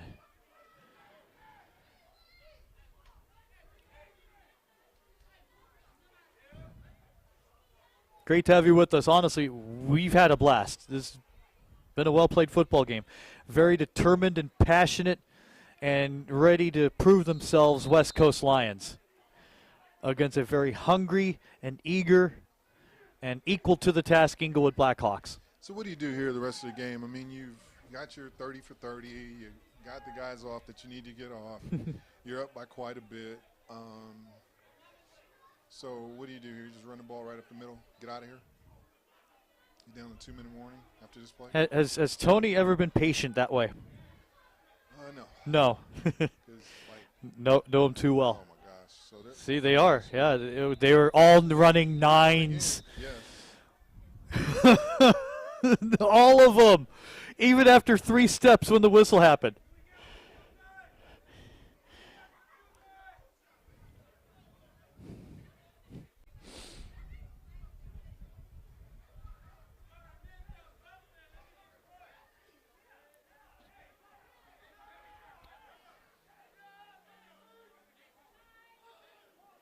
They don't want Edwin goes has a penalty on the Blackhawks. They don't want my music. My music is tailored for crowds who think they can be hard. Everybody's still moving. Oh, this is great. So apparently they're trying to get the ball. Oh, no. So Jordan again. Mm. So he's run 2 straight go routes.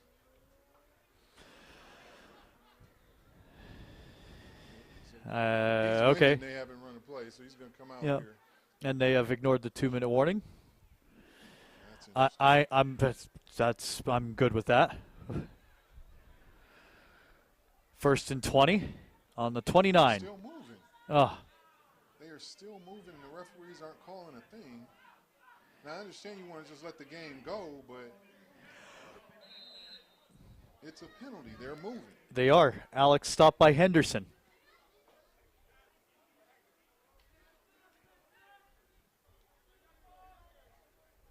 If you're going to do that, just let the clock I've just no. I mean, there's a term F it Friday. I just didn't know it carried on into Saturday.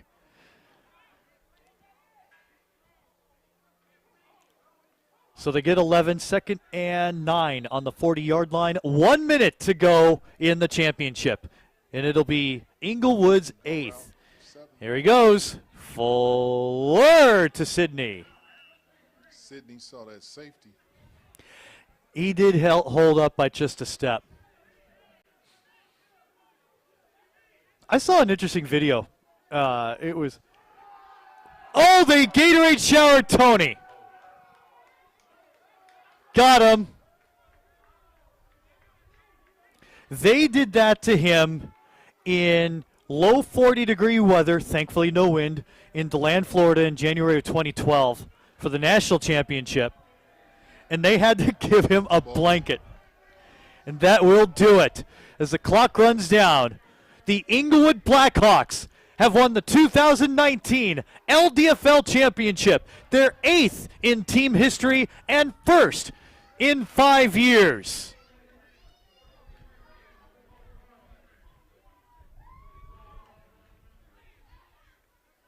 Congratulations to both teams on a very well-played game and a great season for both. The owners of both teams as well as the coaching staffs, congratulations to them. There's going to be a presentation at the end for the champions. And I believe after that there's also going to be a presentation for the actual LDFL winners during the season. So it's a very interesting time. Congratulations to them.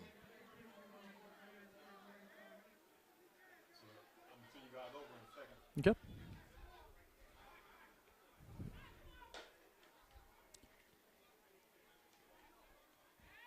Yep. Welcome back, everyone, to San Diego, California, where the Inglewood Blackhawks have just defeated the West Coast Lions by 48-14, and by doing so, they have won their 8th league championship in the CFA, the LCFL West, and the LDFL. A big win for them.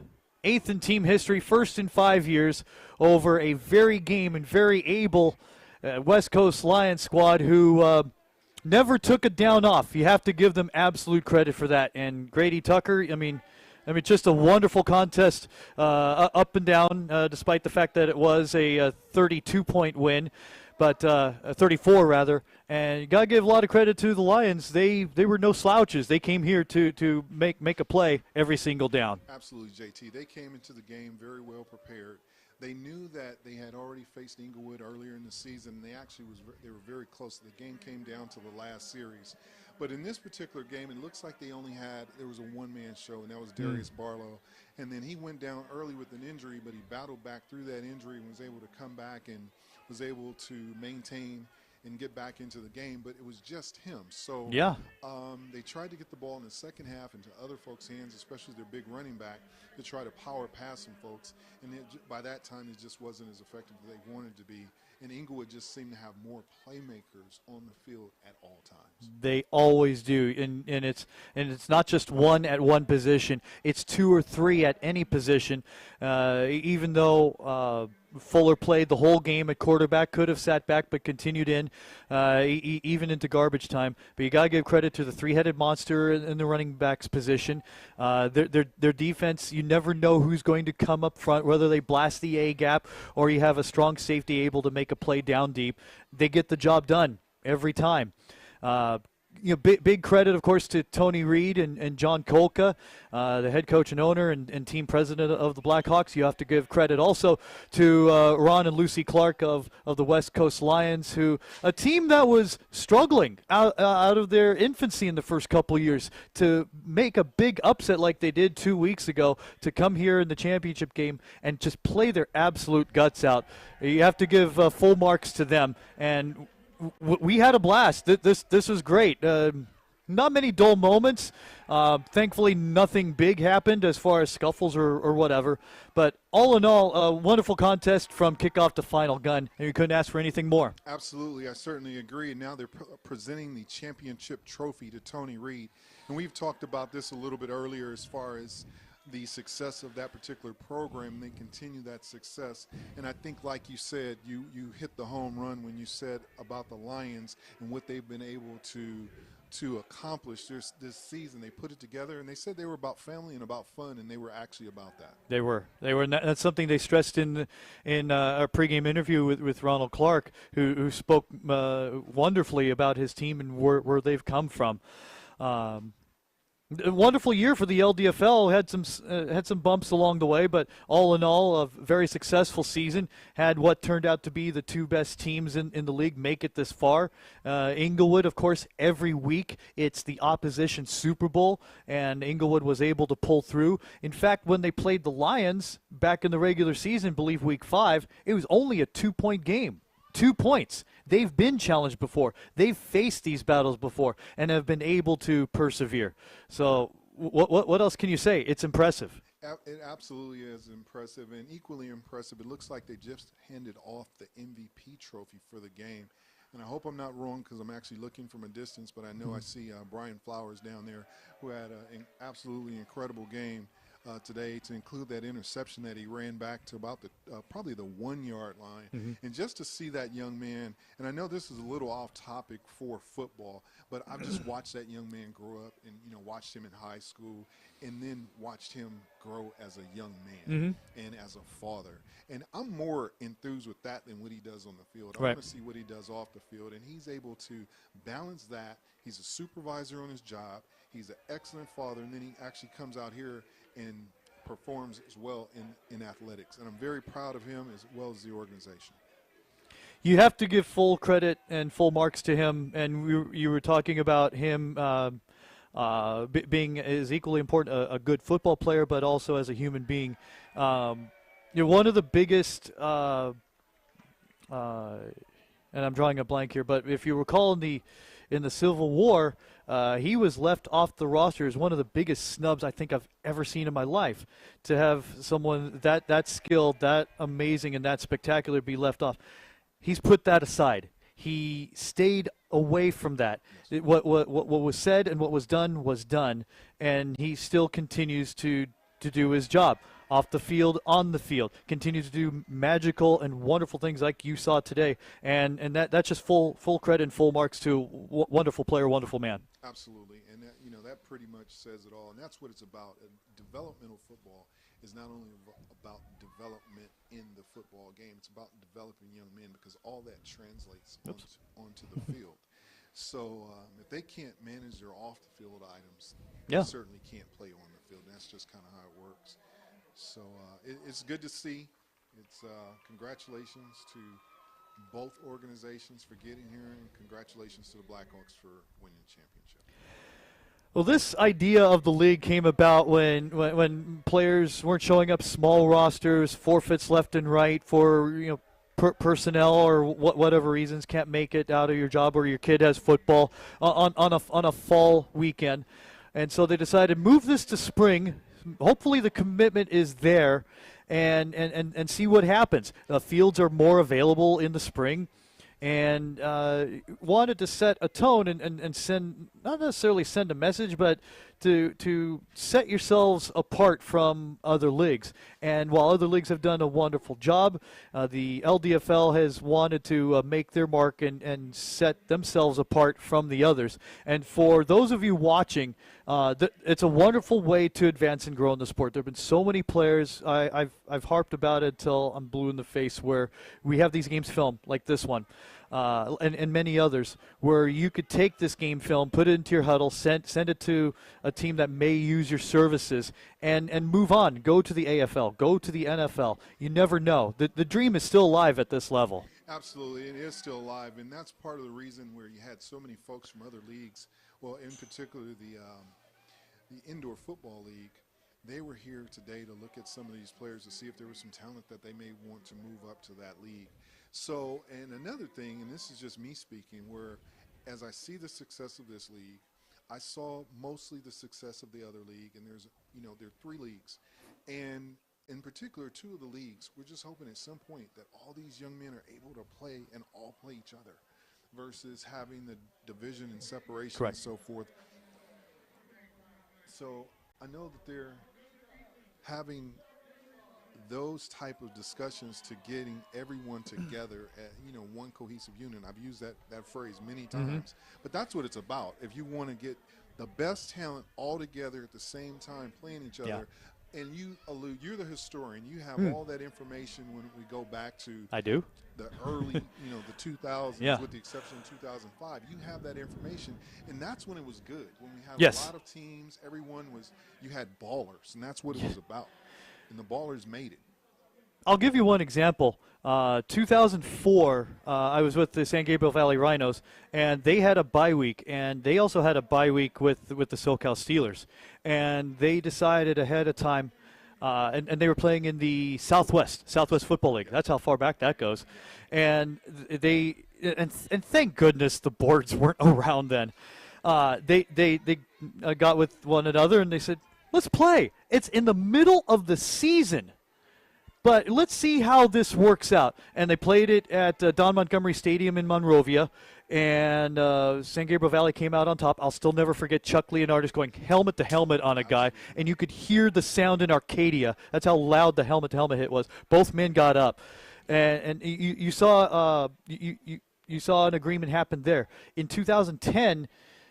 The LCFL had a 20-team league. You had 5 teams in each division, and the Blackhawks, even though they had the better record overall, they weren't the division champion, and that was a weird twist. They had to go up to Lancaster to play Antelope Valley, play the Vikings up there, but that was a 20-team league, and a lot of harmony was happening then. So, if it's happened then, we want this to perhaps happen in future years, and may not have to be under the LDFL lane. Maybe the PCFC. Maybe it goes under that. But a lot of egos have to really suppress themselves to get some things together, and that would be a wonderful thing. And you're absolutely right. And I think maybe it was Colin Powell, maybe it was Ronald Reagan. I'm not sure it was, but they said something to the effect of, you can be so much more successful if you don't care who gets the credit. Oh. And I think that is one of those things that you have to remember, because they're going to say, okay, which umbrella or who is going to be the head person at the table? And normally that is when the discussions break down, because there's a desire to have one person or a group of people in charge of something. So when no one is willing to relinquish their superiority as far as the management, that's where it becomes a little bit difficult. So I think that's the first thing they do. You iron that out, and you make a determination of who's on your board. So if that means if you have 2 leagues, maybe you have the head of one league and the head of the other league come together, and they're dual, they both are at the top. Okay? So any decision that's made, it's a collective decision between the two of them. Right. That way you don't have this person is more dominant than the other person and so forth, and you can kind of figure that part out. And I think if they start there, that's probably the level that they have to lead off at and make a determination on if that can actually work. Right. We've had a SoCal final before where one league's champion faces another league's champion. It hasn't happened as often since 2013. I think it's happened maybe once or twice since. But if that could be agreed to between 2 teams and two different ownership groups, then maybe it could metastasize itself and grow bigger and better. Absolutely, and we're looking here at the Inglewood Blackhawks as they are holding on to their trophies and the belt and so forth, and very happy for those guys. Glad they have a turnover chain too. Do they? Okay. Yeah. So yeah, I guess that's made it pretty popular around the league. Right. But like going back to our earlier point, is just trying to get all these teams together where you have the best talent taking on the best talent every week, and hopefully they can actually have like minds, iron out. The first thing is to write down your thoughts early, not figure out your thoughts in a meeting, because when you do that, you have a tendency to. Well, you're already behind. Exactly. And then you're looking at folks that were looking at their watches, they're looking at their phones, they're like, let's get out of here, let's make a decision. You guys aren't as good as we are, we did this, you didn't do this, and then it just kind of falls from there. Yeah. So hopefully they're able to fix that. Overall, wonderful contest. The Blackhawks do it. They get their 8th league championship, first in 5 years. They're a machine. How can they be stopped? And you hear them celebrate. It's going to continue through the night. Thank you for watching. We appreciate it. This AG Sport video production presentation is not without the help of this guy. Come on, get on camera. Come on. No, he doesn't. Alfred Goodlow. Okay, fine. But he does a wonderful job producing these with a fantastic camera crew that you see the result of week after week with the LDFL Game of the Week. Grady Tucker has covered it this season as well, and you've seen all of the teams and most of the games and had good prior knowledge leading up to this championship. And and your background and your analysis, it just paints a picture perfectly for what these men do. And thank you so much. No, thank you for the opportunity. This is you often sit there and you have folks that you'd like to work with that you have a great deal of respect for. So we've been able to do this actually 3 times. 3 times, yeah. And it's always gone off without a hitch. And even today we're needing an elevator to get back up here when they shortened halftime because of the what's up with that? Things that they were looking at doing. They were actually looking at a celebration for the league awards. Yeah. So it looks like they've taken care of that and so forth. But it was a great season. Yeah, it was wonderful. Thanks again for watching. We couldn't do this without you and your support and you inviting friends to watch the game, and for those scouts and coaches across the country that have seen what they've seen. Hopefully, there's an opportunity for them, and we're just so glad that we've brought this to you. So for Grady Tucker, for AG over here, my name is John Tyler. Thanks for watching the LDFL Bowl, the championship game from San Diego, California.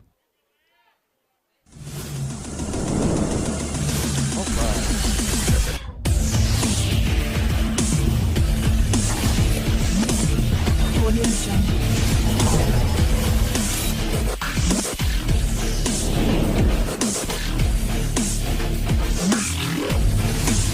Audio Jungle.